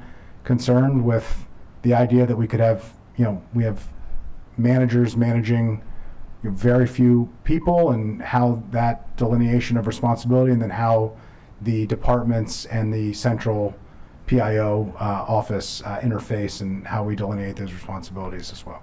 I just wanted to, and I appreciate your comments. I just want to indicate that we have the three management people in place. We'll have the three management people in place. The structure is there. There will be a director, three managers, and each of those managers will have staff. It will not be one under any individual. They'll manage the work of those different individuals. But it's also important to realize that one of the reasons why we do have an additional couple people were added is because of the support needed for departments who need additional support. There was requests directly from some departments a year ago to have their own PIO in there, but we decided that it would be best to centralize that work within our office. So with that in mind, we are building that, rebuilding, to be quite frank with you, the support that was once there for departments prior to the pandemic. This is not a new size. This is not a huge change in the number of people. When I first came a few years ago, there was those numbers were almost about the same as they are now in terms of the number of PIOs, and the structure of the office was that the PIOs supported the departments throughout the government. What has slightly changed is that there are a few departments who have built comms units within them. That's probably the biggest change. Yeah. But beyond that, our office still remains an important cog. Now, what has also changed is the frequency, the robustness, and the timeliness of delivering communications that has grown in the last 4 years. It has become, the speed to communicate has changed immensely in the last 4 years. So some of these changes that we're making are going to allow us to make the appropriate adjustments to be quicker as a county, but also enable us to dive into areas that we might not have had the same wherewithal to do prior to. So there is a structure. There is going to be a way for you to see this, the way the office will function. And bringing on 3 or 4 people at once is not a challenge. We do it in 3-on-1 all the time, where we bring in classes of people that allows you to train individuals the same way and make sure that everyone has the same information. And so there is going to be... I'll just note, a call center, bringing on customer service representatives at a call center at once is very different than bringing on 4 people into a 13-person organization. I don't want to get into a back and forth or an argument with you. I just think we're comparing apples to oranges, and I just don't think it's, I do think we need to separate out 311 and the PIO. These are very different roles and functions. I think they should be treated differently. I made my point. I think you should hold off. Personally, I think there's work that needs to be done. I appreciate council staff's recommendation of looking at vacancies for savings. I think we ought to do that. But if we want to hold off and see the organizational structure and better understand that before we make any final decisions, I respect and appreciate that, and appreciate your leadership here, Madam Chair. Thank you. Thank you, Mr. Hudson. So I think giving us the organizational chart and how you see the department running would be very beneficial. I understand and hear my colleagues' frustration. You all said you're pretty far along in the hiring, and this is also about people's lives and jobs and other things. So, personally, I would leave that to your discretion of where your department is right now. But I do think it is important to know where we're going. Sure. And that we have a plan for where Sure. we go. And it sounds like you do, and it would be helpful to communicate that to us in terms of the racial equity and social justice targets. And as you mentioned before, it seems that you have a number of metrics that you're looking at in your department. Coming back and talking to us about those and, thinking about how quickly we're getting out there now. We're doing that a lot more, but having things that we can also, measure and look at, I think would be helpful moving forward. Sure. So I appreciate your time this morning, and we look forward to the additional materials as we continue to work through our budget. All right. All right. Thank you very much. All right. I think, are we kind of switching to 311? Yeah. It's all right. Good morning. I'm Costas Torregas, Council IT Advisor, and I'll be walking you through the packet number 3, operating budget for MC311. As you have already understood, MC311 is a real set aside from the overall PIO budget. It could be located in any department of the county government, but the county executive chose to put it inside the PIO. The budget that you're looking at is about $5 million for 939, 911, and it's almost 80% or so of the overall PIO budget of $7 million. So it's the tail that wags the dog sometimes in terms of budget, and that's why we want to break it apart and let you take a look inside the center itself. We have with us over and above Barry Hudson, who's the PIO and who's responsible for this budget as well. We have Brian Roberts on Zoom, who's the manager of the center itself. Gail Roper and Allison Dollar have joined us from TEBS. They're here because 311 really rolls on a technology platform, and it's significant, and this is why you've asked me to review it rather than Ms. Chen. And of course, I have Eva Acevedo here, who's always very responsive with data. I want to make 2 or 3 quick remarks and then turn it over to you for questions to my colleagues in the executive branch. And of course, a big thank you to Carolyn Chen. We're the team here that approaches PIO and 311 in a very comprehensive way. First of all, it's the same expenses budget, same services budget. There is a shift from the cable budget to PIO, and that is happy news. In other words, we're seeing an increase, but it's happy news because the GEO Committee has expressed for years now concern about having mission-critical functions being hidden inside the cable plan. So this is one time that the executive branch has quickly understood your imperative direction and has shifted that position. So there is no increase requested in this budget. Secondly, as I've laid out on my packet, there are some vacancies that are available, and if you look at page 2 of the budget, these are direct copies from an OMB provided report. Thank you, OMB, for the detail.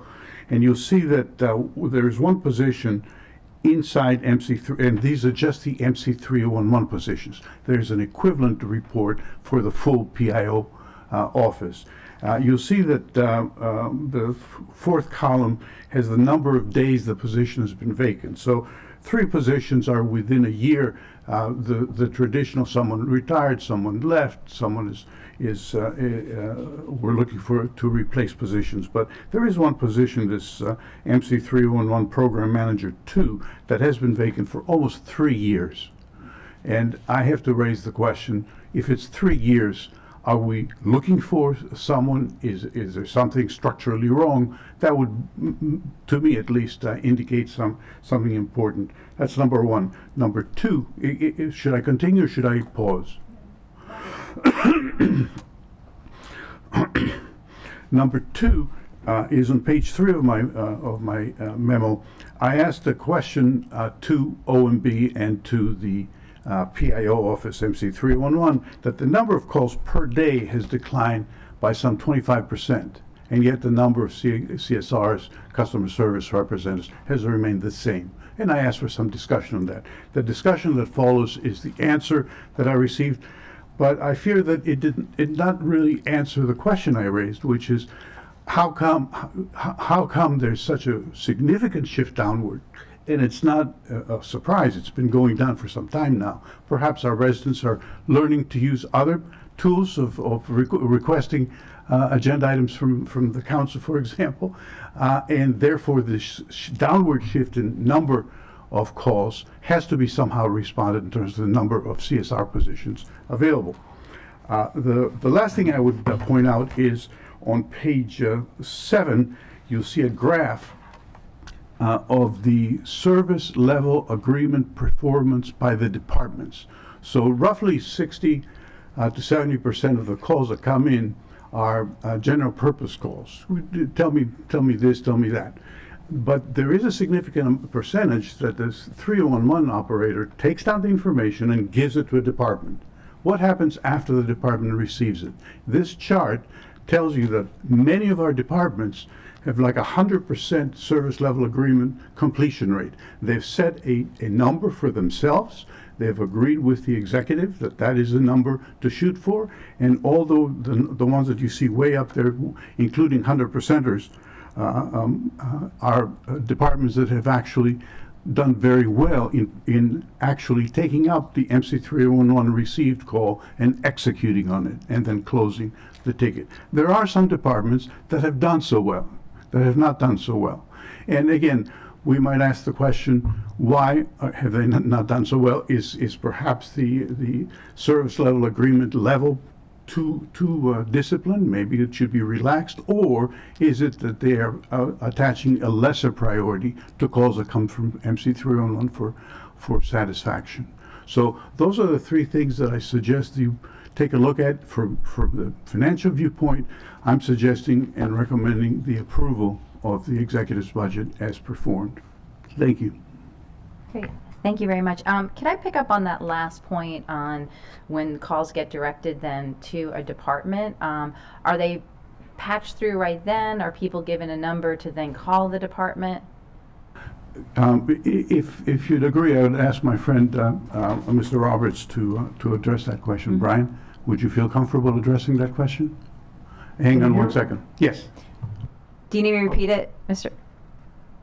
I just want to make sure you can hear me. Yes, we can hear you. Perfect. It depends on the question. So close to 70% of the calls we get are general information questions that we can answer directly from our database and don't have to go back to the department. About the balance of the calls, a service request is sent back to the department, and there's generally an SLA, service level agreement, attached to it, where they have to get back to the customer within 24 to 72 hours. But in practice, generally, customers are responded to more quickly than that from the department, but it depends on the issue, it depends on the department. There were some issues in housing where a regulation violation may take years to to resolve. If you ask for stump removal, I think the wait time is something like 5 or 6 years. But if you call about an insurance issue when you're in the doctor's office, we patch you right through. If it's a crisis, if it's a 911 call, that happens immediately. So it depends on the situation.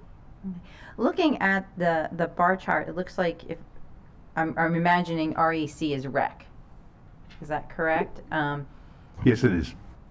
And just curious, do we know the type of calls or questions that, because they're under 50%, and I'm just going to the point before about saying if we're receiving fewer calls to 311, and you were calling into question, do we need as many operators? And I'm just wondering, before we start to question the number of operators, because that makes me actually a little nervous with 311, because I think you do get quite a few calls.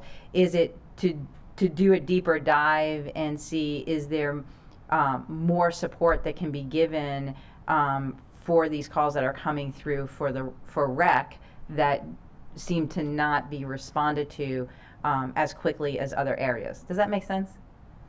Yes, Does- Brian, excuse me, let me just address one thing. I did not suggest reducing. Right. I'm just wondering Right. what is going on and how are we using new technology, ChatGPT and other technologies to absorb the requests that we have. But on the question for rec, I do not have the detail for rec, but in general, it might be useful for the GO committee after the budget is over to dive in a little bit into terms of three things, and I've suggested that in prior packets. Who sets the SLA, and is it reasonable to a resident? You know, it should. If I told you it should take 7 days before I get a response back about garbage pickup, you'd say no, that's not right. So it's not 7 days, I can assure you. But there may be some value to the GO committee reviewing the SLAs themselves. Then secondly, reviewing the actual scoring of the departments. And again, it's a little bit like the racial equity scores. Who will administer kind of some reward mechanism for doing well, or some kind of negative reward mechanism for not doing well on these, because these are our residents that are waiting for the call. So the rec department could be an early start for that. Brian, please answer the question as you can. What I was going to say is that we get very few calls from about the recreation department. Most of the calls to the recreation department go to directly to the department. So some of what you're seeing is one or two late, one or two misses is going to make up a high number. Right? I just learned to speak English. I hope you understood what I was trying to say. No, I get it. We have a data problem here. It looks like the sample size is too small to give us accurate data on this. That's super helpful. As bad as it looks now, 6 departments generate on most of our calls: transportation, permitting services, housing, health and human services, finance, and that's 6. I feel like I'm missing somebody. Then there's a 7th OHR, which is not as large as the top 6, but is still a sizable amount of our volume. So that's where I think the SLAs are the most relevant. Great. Thank you. Yes, I think we have those data on page 8. Appreciate it. Councilmember Katz. Thank you very much, Madam Chair. First off, I do think that we should do a deeper dive after the budget. I think that's the best idea that we have at this moment. And I also understand that there's various volumes during, depending on the time of day and depending on the what is generated. And you're saying about the mail being slow. We have that scenario when tax bills, etc. So I think we need to have in that deeper dive, when we get into it, we need to have a discussion on how fast we're answering the calls, even though we're answering them faster.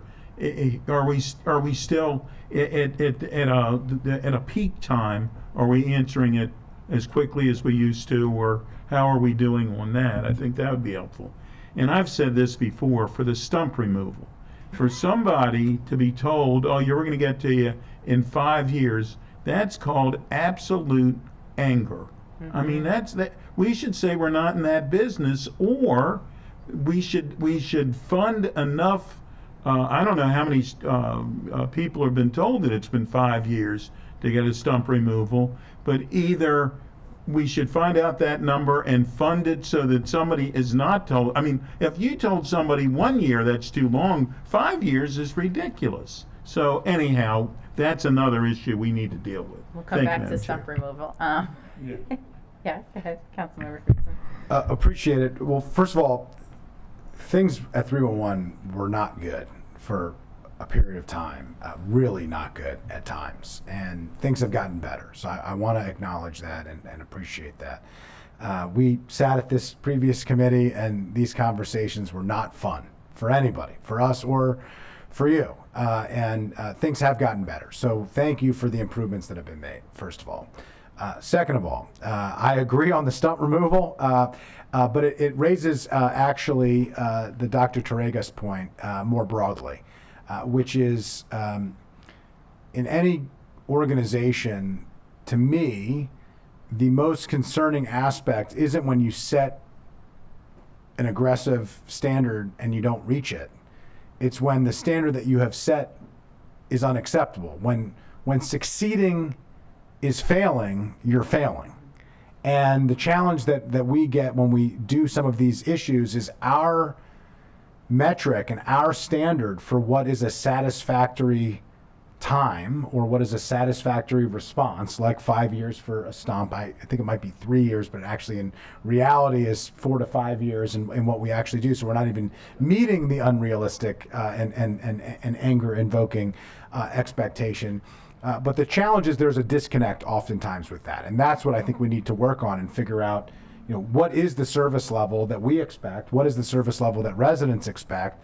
And are we doing what we need to do in order to reach it? And if we're not, let's figure it out.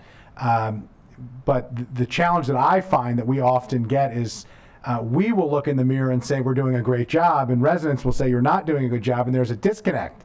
And that's where the anger comes from, where we don't know why you're yelling at us and you're upset, and it's not fair to the customer service representative who has to get berated by an upset and angry resident. It's on us because we have set up a system that doesn't serve the needs of residents for what they would expect. And that has everything to do with service levels, and a lot of that has to do with budget priorities and funding and staffing levels and technology and all the other things that we're talking about here. So I just want to acknowledge that because those 2 points are actually directly related in a certain way. I did want to speak to in the packet. I know there was a response to it, and I'm not sure I totally understood it, so I was hoping you could explain it. The average speed to answer January to March, that was raised as a concern on page 5. The response was that was a data problem and we fixed it. I was just wondering, could you explain that? I wasn't clear what that meant. And so if you could just explain, what was the data problem, what was fixed, and where are we now? It just seems like we got a new chart. You said that was a wrong chart, and we sent you a new one. I just thought we should. It's in the packet. It's not really well explained, from my perspective, and so I just think we should flesh that out. The data problem was embarrassingly. I wrote 21 and 16 instead of, I put the decimal in the wrong place basically. It was minutes instead of seconds. It should have been seconds. It's 21 seconds and 16 seconds in February and March for the average speed of answer. So I mean, it's that simple. Got it. Okay, it was just an input human error. Okay, no problem. For future, I think it would be helpful if we actually wrote that in the packet, because this is what the public sees, and this is what lasts for perpetuity when we go back and when staff goes back and looks at where we are. I just think it's important that we document that. Totally understandable. I'm not here to beat up a human error on an input. No big deal. But could you explain the January minute 8 is much higher? Is that normal in January because of start of the year, end of the year things? Is that abnormal? Was there an issue that happened? Could you just explain that? There's an issue that happened. So normally delinquency notices for tax bills go out, property tax bills go out in late December. This year, there was a confluence of factors that made bills go out later than normal. Some bills go out later than normal. And then on the customer's end, customers think that when they send their tax bill in, it's immediately paid. But when it goes to the bank then sends the money to the county. That's additional time, and we don't know whether it was the banks taking their time or the postal service taking their time, but thousands of residents were tagged with late bills for folks who actually paid their bills on time. And so we got probably 1,000 calls in 2 days about that issue on January 30th and January 31st. It's very unusual. Usually those calls are spread out. Usually there aren't as many. So that one day, our average speed to answer was over 16 minutes. So that's unacceptable in any context to anyone, but it is not something that happens often. We hadn't had any delays like that since the worst days of the pandemic. So it was just an anomaly. Once we understood what was happening, we worked with the Department of Finance to figure out how to develop appropriate messages, and then they took measures to, take away the delinquency status of many of these customers.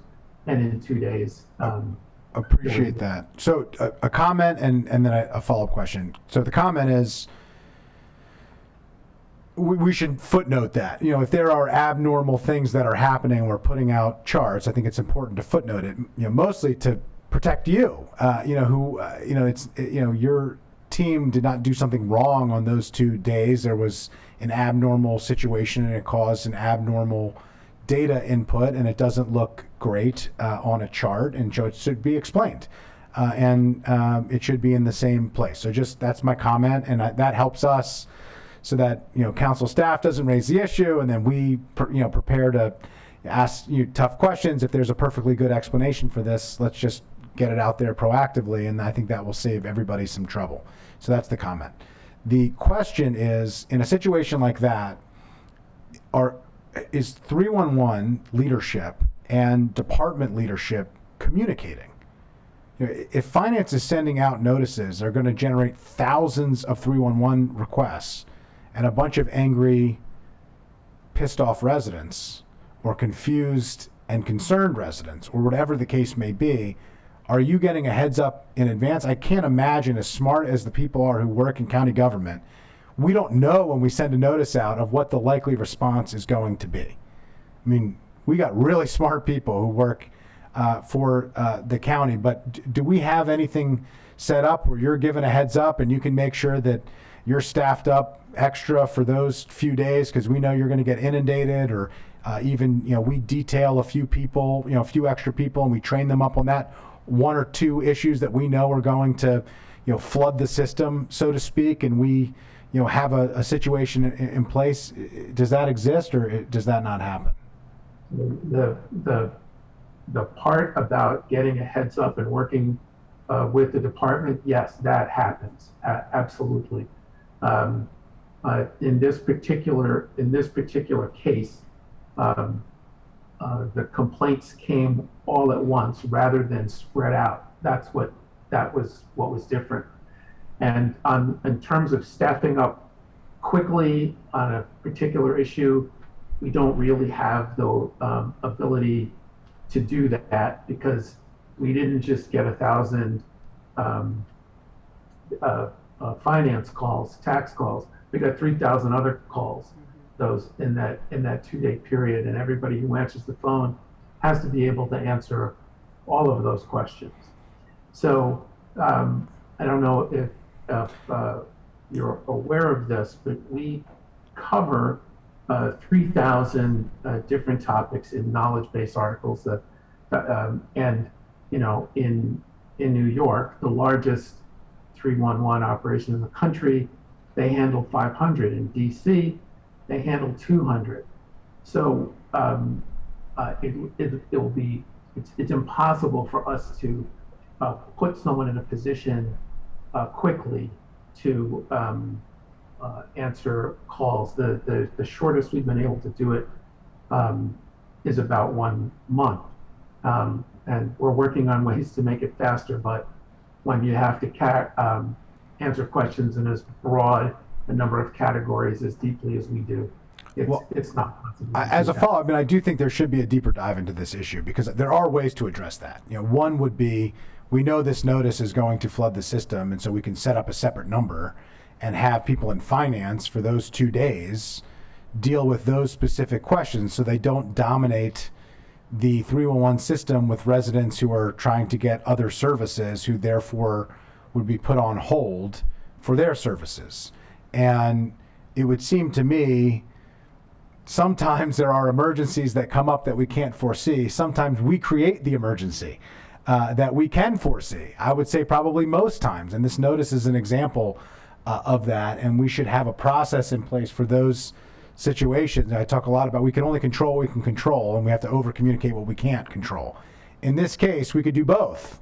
We can control what we can control, and we can over communicate, and we can put people in positions, and it would be perfectly reasonable from my perspective to pull people in finance who intimately understand this issue and have them on the phones for 3 days to answer resident concerns and make sure everybody understands that ahead of time and manage work schedules and project timelines so that everyone understands this is when the notice is coming out, this is when we expect to get inundated. We're going to set up a special hotline that's going to be clearly understood, and if it comes into 311, they can immediately divert. You can even say press 9 if this is a call about your tax notice, for instance. So I'll just note that. Okay, 2 other comments. One, we have a recommendation from staff on the vacancy. There's a vacancy that's been about 3 years old, 265 days. I just wanted to get, 824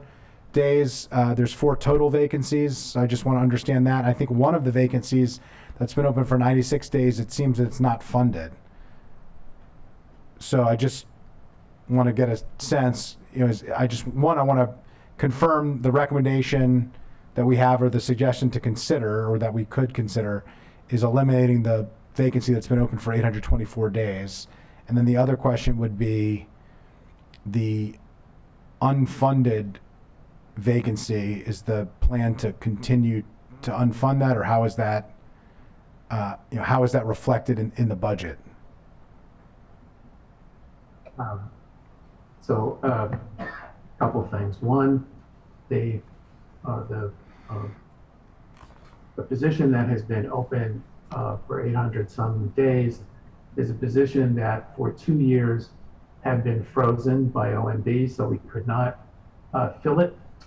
In the last year, it was open because there was a large backlog in recruiting in OHR. They had 600-700 positions open, so they asked every department to prioritize their positions, and this position ended up in the 3rd tier, so we couldn't address it until recently, and so now we're in the process of getting that position filled. But for the past 3 years, we have not been able to fill it. It has not been because we didn't want to. So the council president has suggested that we ask for non-recommended cuts. It sounds like you've already non-recommended this position to OHR and to OMB, not necessarily to the council, but I would agree with the council staff recommendation that we should consider eliminating this, and if colleagues agree, could we get? We were prohibited from filling it. Well, you were prohibited from filling it because you included it on the 3rd. This was a rule we were asked to comply with. Right. Trying to fill the position. There was he's referring to the hiring freeze that was in place, and there was 2 years where we weren't able to fill the position. It remained, but we did not fill it. And then when OMB was going through the process of catching up on backlog, we had to make we had to make a choice in terms of priority. So correct me if I'm wrong, Brian, we prioritize CSRs, frontliners, in the hiring process and put this one back a little bit. And now we're ready to hire for that position. So that's what it was. Can I ask, who was doing this work during these 864 days, or whatever it was? How was this work being done? We have a training and quality assurance manager who is managing the training process, handling our customer surveys and some of our communications, in addition to quality assurance. And so a large amount of work was heaped on one person. And the situation has been this way for many years, and we've needed to fill this position, but we've not been able to get it done until hopefully, in the next month or so. Okay. Yeah, I Well, think- there's two positions. One is this 824 day, which is more than that now, but when this was calculated, 824 day position. The other one is the program manager P2. The P3 is the one that's been open for 824 days plus. P2 is unfunded. So Yeah, the can I one- just get clarity on that? That was not funded in last year's budget, but the PIN remained, the FTE remained. Is it So- funded in this budget, or is it continued to be unfunded but the position remains? My understanding is the agreement with OMB is not to fund it. This was the agreement we made in order to cut our budget by 2% for FY24. Right, and we have Ms. I Acevedo. can add from something OMB. to Yeah, that. go ahead. Please. Ava Acevedo from OMB. So that position, that program manager to the 96 days that's unfunded, that's the administrative manager position that actually in PIO's packet, that's the reduction of a vacant position no longer needed. So the major administrative functions of that position are going to shift to OMB shared services. So it's that 130. So that's shared between PIO and 311. And that's unfunded. It's the recommendation is to have that reduction in FY24. Yes, eliminate the position. Okay. So, and then you've just split it between PIO and 311. That's why that. It serves both sides of the department. The position served both sides of the department. And already exists in PIO. It already exists, but we worked with OMB to eliminate that position going into 24. You're eliminating the position, or you're unfunding that position? I think you're unfunding it, but you're not Eliminating. We're eliminating because we're going to go to shared services, and that will be supported through OMB shared services. So OMB is going to handle these administrative functions. Is that what you're sort of? Yes. Okay. All right. So then the other position, I just want to understand this. The other position, it was frozen, and so you couldn't hire for it. Then the freeze was lifted, but then you were asked. Then it was held by OMB, basically to use LAPS to, move forward with funding things that without the council's role in it, which is how LAPS is generally used to make the numbers work, which I understand, not an easy thing to do, but not something that we love either, because we have no role in that and carrying out our budgetary oversight authority. And then it was lifted, but then you were asked to tier your priorities of your positions, and you put this one in a third tier of recruitment based on the time it would take to recruit people. No, and now you're we- prepared to. I just want to understand. Yeah, sorry. Explain that again, if you could. We wanted to prioritize hiring customer service representatives. So we put those folks first. I mean, it's a little bit like Sophie's Choice, but we prioritize the CSRs to make sure that we had as much coverage as possible on the phone. Yeah, I agree with that decision. I'm glad you made that decision. Like I said, there's improvements that have been made, and this has been vacant for over 800 plus days. I will also say that we have, on the PIO side, I talked about it before, you have managers who are managing one person and two people. The numbers don't even add up. I don't want to go through that again, but they don't equal 13. We have been asked to come up with non-recommended cuts based on positions that have been open more than 2 years. This seems to satisfy that. If it was a frontline 311 customer service representative that was taking calls, I would say we shouldn't touch it, but it's not. And so I, again, think, we're going to have to make some tough choices. We can't just say yes to everything. There's a 10% property tax that's being proposed. We have $145 million structural deficit that we are creating just by virtue of carrying out this budget. If we make no changes, something's got to give here. So I'll yield back to colleagues, and I have one final question on technology for moving forward. But on this issue, I personally think that we should take the suggestion as either unfunding or eliminating this position that's been open for more than 824 days. Okay, Mr. Roberts, can I ask a clarifying question?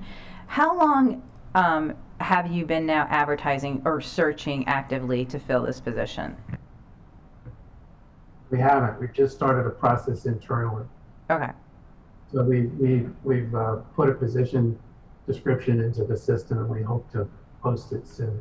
Okay, so since HR asked you to prioritize, you're just now getting to putting out information on this. Okay.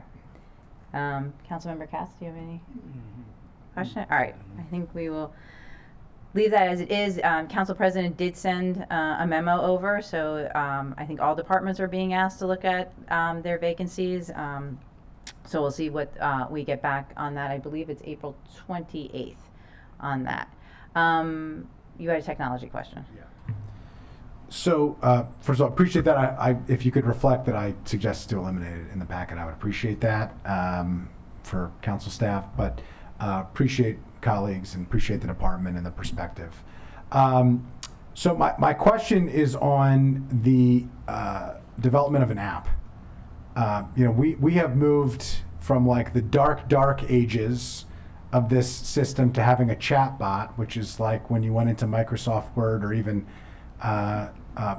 Word Perfect, and you had Clippy or that, and we have, this was technology that was utilized, to be perfectly honest with you, with companies that are no longer in existence anymore, so it's not new technology.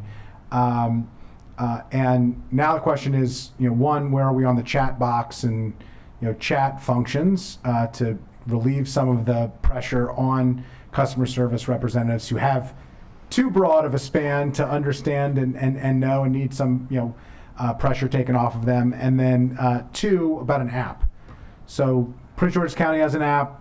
Jurisdictions all over the country have apps that help residents to navigate through a lot of the general questions, the 68+% of questions that we end up getting. Of course, not all of them could be answered through a chatbot or through an app. We need people who are specialized who can help navigate human challenges with human beings. But we can take a lot of their load off the plate. And so the question is, where are we on that? How is that looking? Are we moving towards an app? What's the timeline on that? So I would start by saying that part of our strategic priority, TEP's strategic priority, is to improve service to the public through digital transformation. That does just not happen within TEPS. It requires a collaboration, of course, with the departments. We are currently working towards implementing ChatGPT in a directed manner with the 311 call center. We are working to actually put in this disruptor that is being used in biomedical fields, engineering fields. The Chat GPT technology really is the next generation of artificial intelligence. So we have this opportunity, working in collaboration with the Microsoft group to implement that. We're studying right now the implementation strategy for that. But I have to say that part of what our philosophy, TEB's philosophy, is around technology is that you have to understand the business process. So I have a change management team within my organization that is actually looking to answer some of the questions that you asked today around how these calls come in, what are the frequently asked questions, does the call go straight through to, say, HHS, or does it stay with the call taker? And I think the technology is, as I mentioned, a collaborative effort. These KBAs have to be accurate. So when I talk about directive intelligence, we're pointing that artificial intelligence at these KBAs. We don't want Chat GPT going out to the internet answering these questions. We want it pointing to these KBAs. So, the old adage about garbage in, garbage out. We want to make sure that that side of the work is done, that those KBAs are accurate, so that we could get good information to residents calling in. So we're in the early stages, meeting with Microsoft, probably now weekly, on the implementation of Chat GPT and the XAML chatbot technology. It's I would say that Chat GPT is being used internationally. Just came from a trip to Taiwan where it's being used heavily in organizations that are using it for transportation, for resident services, for pedestrian crossways with sensors. So it takes a culture of innovation to make these things happen. They can't happen from the IT organization pushing technology on the departments. It has to be a situation where we're working together. And I think part of it, and probably the most challenging aspect of it, is making certain that the work is being done on the departmental side. They know their business, they're the subject matter experts, and that the technology is applied after we understand what the problem is. So we're not applying technology for the sake of it.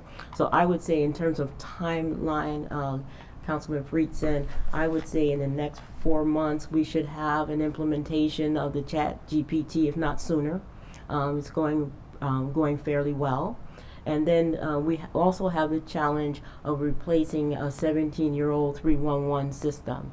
So the one thing that I said coming into the organization is that our youngest system, I believe, is 12 years old, which is pretty old for technology. So we had to strategize and come up with strategic ways to replace what needed to be replaced, and then we got blindsided by COVID and had to build a registration and a vaccination system with new technology during COVID.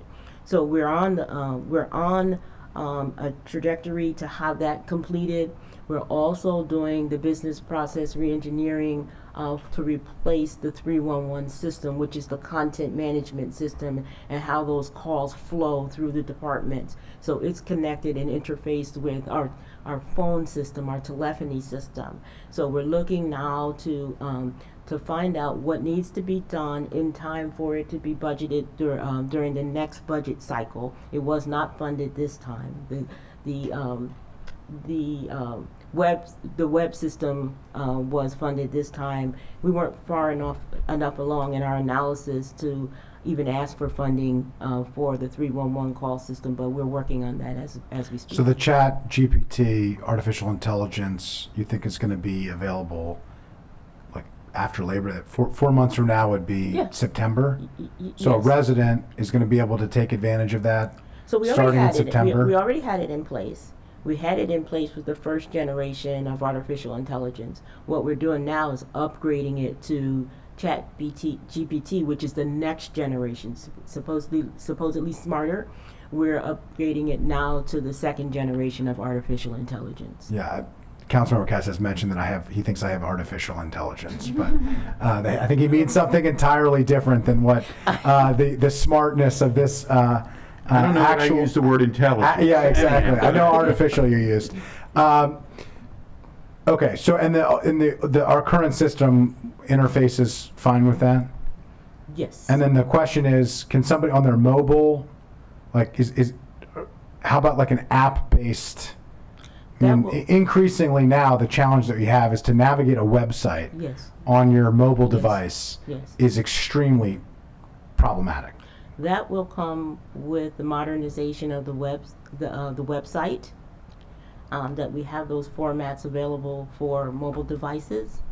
I would say that the website, if I'm not mistaken, Allison, is a 12, 18-month project, but I hope to have some apps built prior to that. But right now, the infrastructure has to be modernized in order for us to make that happen.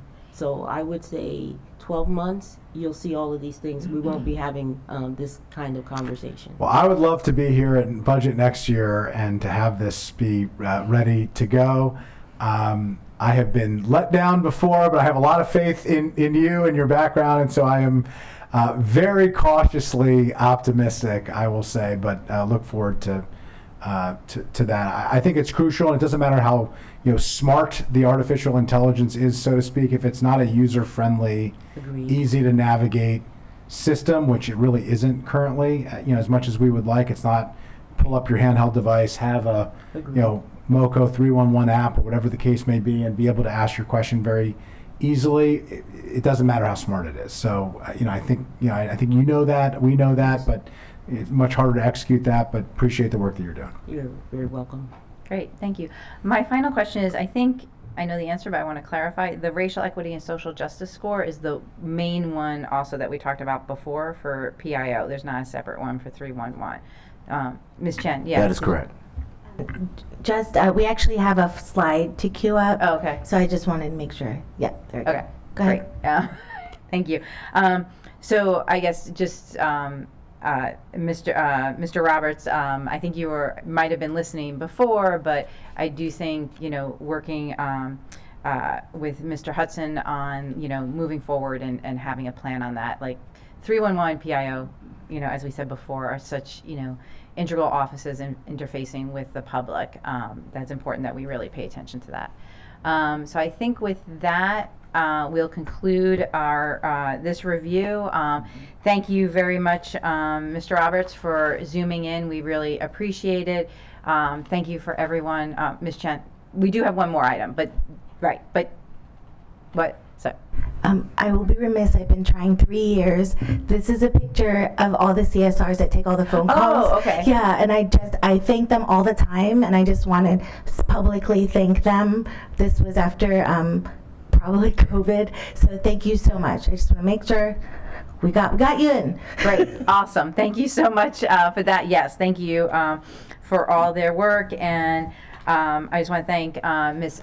Acevedo, because I think you're done with us now, right? Okay, no more items for you. Thank you. But just for this morning. Thank you very much for your work at OMB, helping us get through this process. So, all right, we will continue that. Our next item is the Merit System Protection Board.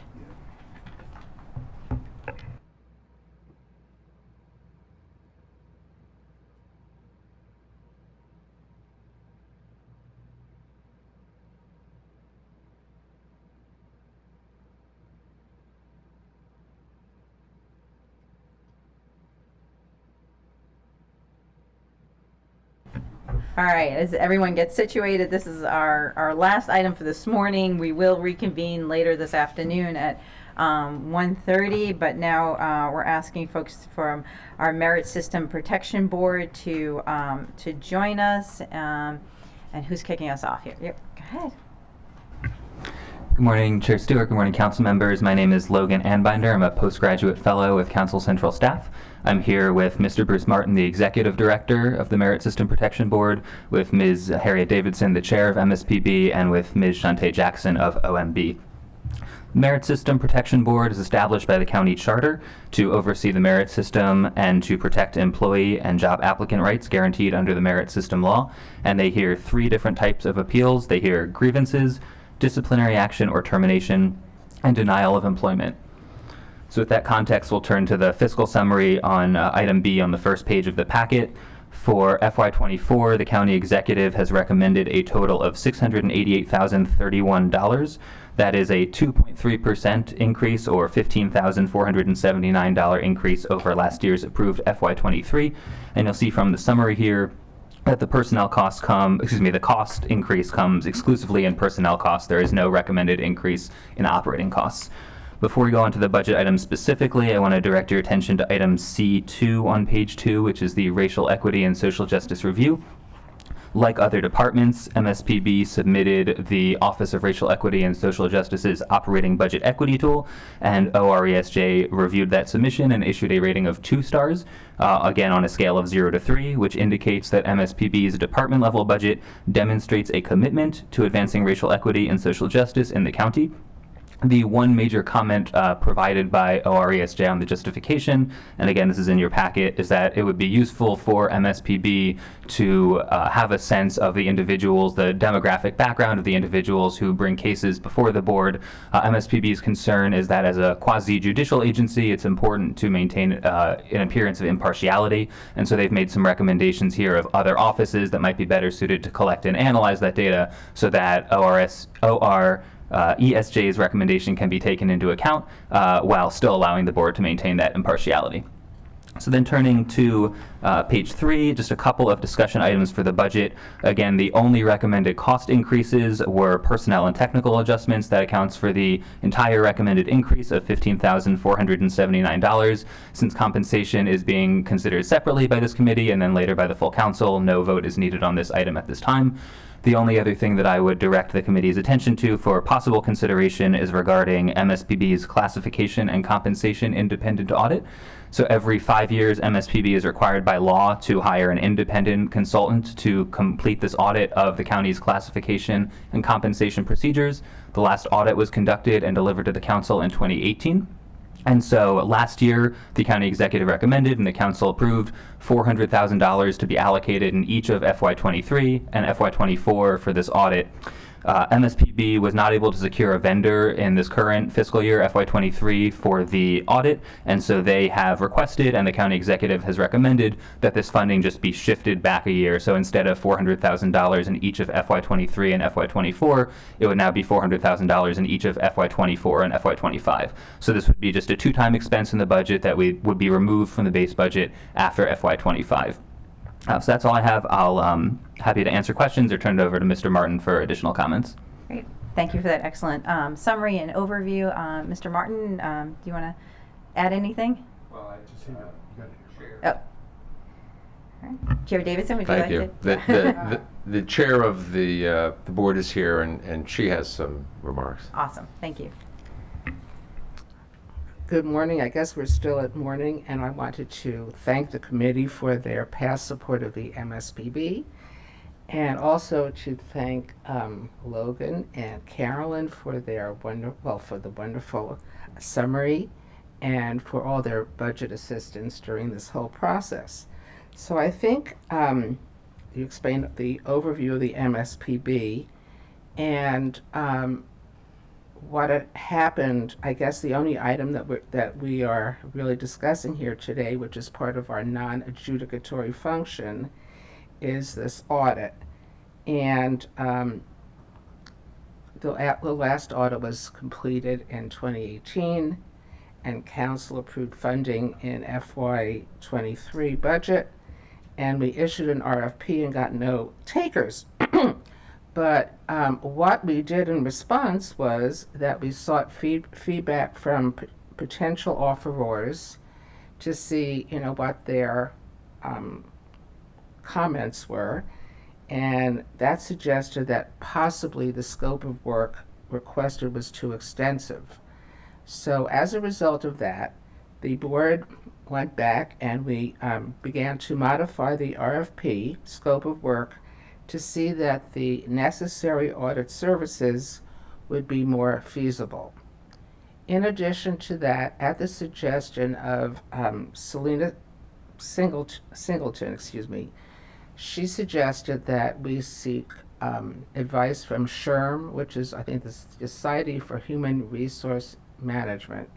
And so our executive director is going to meet with SHRM and to find out what kind of studies are being conducted in other jurisdictions and what the costs may be, to maybe make some suggestions in terms of the scope of work, and to possibly suggest both public and private contractors who might be interested in conducting a study of this nature.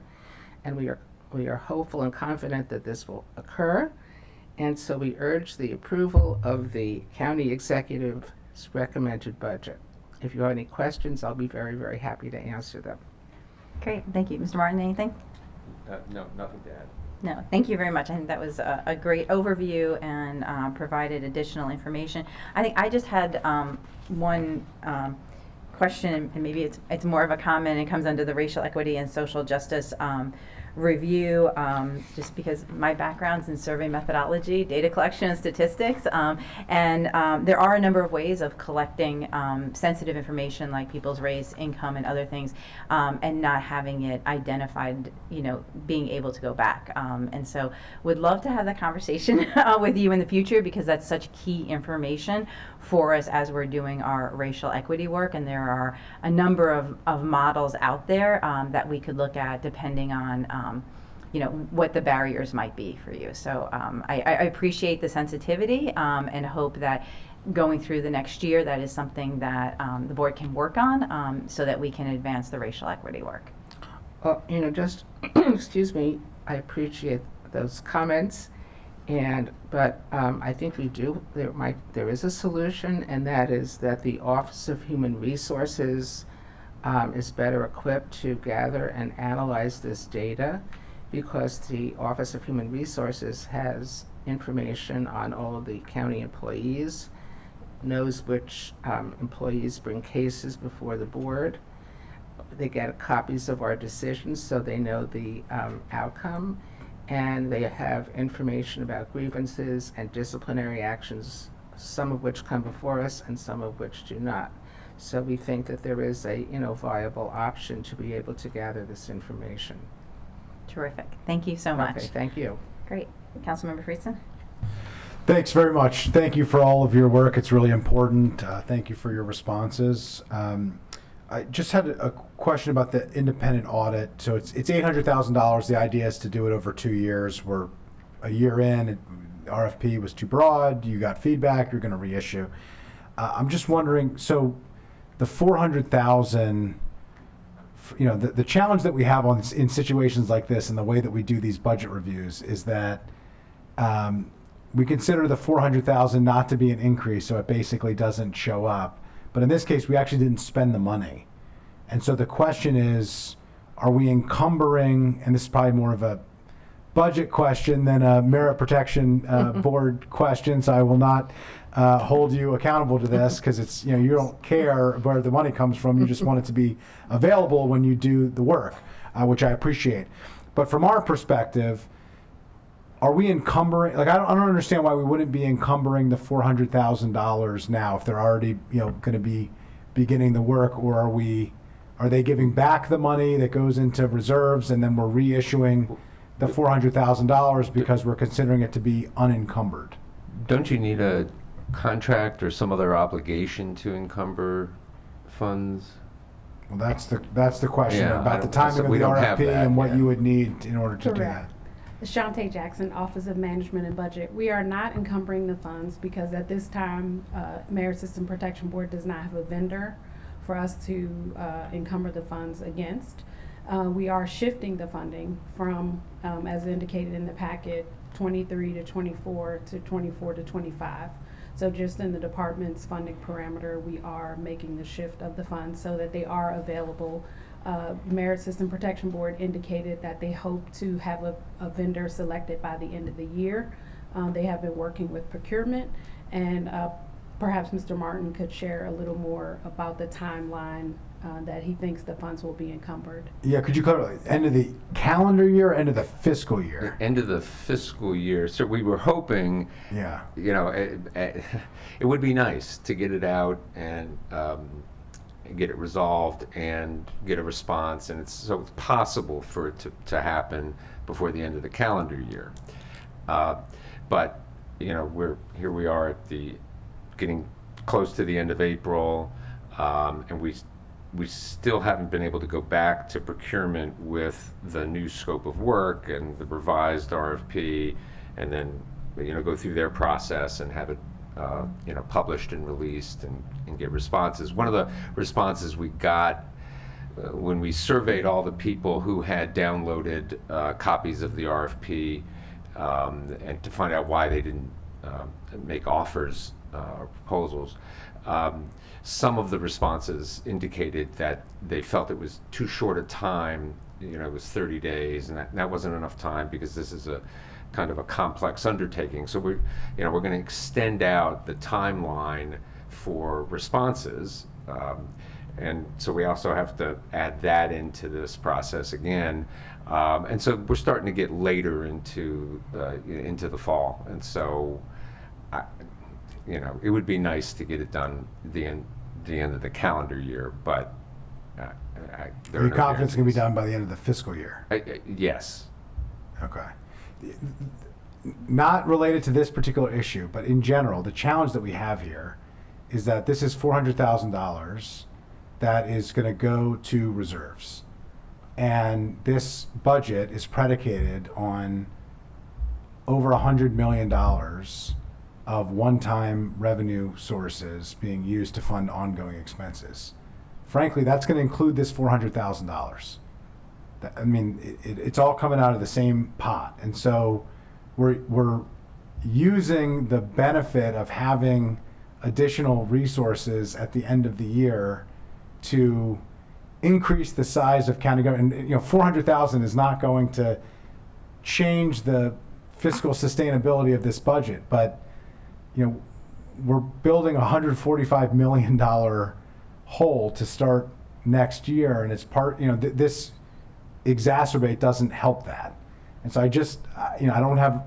If there was a way to encumber it beforehand so that we wouldn't be using this, I was hoping that we could maybe get there. It doesn't sound like that's going to be the case, but I am concerned because this is another example of a situation. It's not the capital budget. We can't just shift money. I mean, we're talking about this as if it's the capital budget where we have a finite amount of resources over a 6-year period, and we're just shifting it within years of that set capital budget. But that's not really what's happening.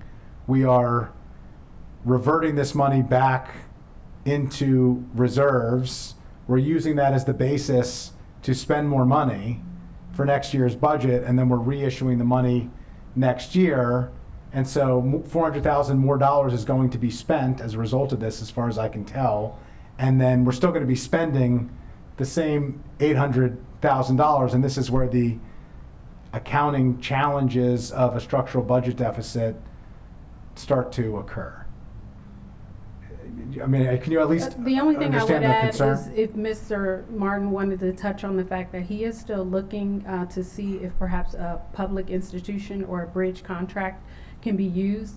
So in his meeting with Sherm, I believe he's going to be asking about that. So there is a potential that if he were to find a public institution or another jurisdiction in which he can use a bridge contract, he would need those funds to be available to encumber for a contract. Mr. Martin, did you want to? That's correct, and that is actually what happened 7 years ago when we did this the last time. We were fortunate enough to find a government entity that had a contract with Montgomery College, I believe it was, and we were able to quickly get a contract within a few weeks. So that there's a potential for that to occur. Well, can you report back to us if you're able to do that? I mean, I think that is a more ideal outcome for a lot of reasons. One, we fulfill the legal responsibility to start this within 5 years, which we're not on track to do if we don't do that. It's not your fault, it's not our fault, it's just that is the situation. And two, I think it prevents us from this fiscal spiral that I am concerned about, of which this is only a very small part, but is a part, which is not your concern, it's our concern as the appropriators of funds and the fiscal steward. So maybe we can do, kind of conditional approval. Maybe we'll hear back from them before the end of the budget, so at least we can note this for our colleagues on the full council, and maybe by the time we approve the final budget, we'll have clarity on that. If you think there's a possibility that there that could be. would be, I'm sorry, when would that be? What's the? So we're approving the budget at the end of May. So that would The be end of May. Well, we'll have, the meeting I have with the SHRM people and Selena is Monday the 24th, I believe. Yeah. It's the 24th. Yes. So it's Monday the 24th, and if they have some, very useful information on the public sector, that would be great, because you can move. I'm not aware of any bridge contracts we can use in, Montgomery County. There may be some other jurisdiction that I don't know about that's got something, so that could happen quickly. But ideally, maybe the chair of COG has some ideas. Maybe. If only I had a good friend who knew somebody over in the Council of Governments that has intimate relationships in every regional government around the area. But the other option would be if there are government entities, public sector entities that could do this work. So we've been, trying to check universities. I know that the University of Southern California's got an institute that can do these kinds of studies, and others. So, but tracking down and then making the arrangements with them, we could do it as fast as we can. Appreciate it. Thank you. All right. Any other questions? No? All right. Well, thank you, and we look forward to the additional information. Well, thank you very much. Thank you. Thank you. Bye.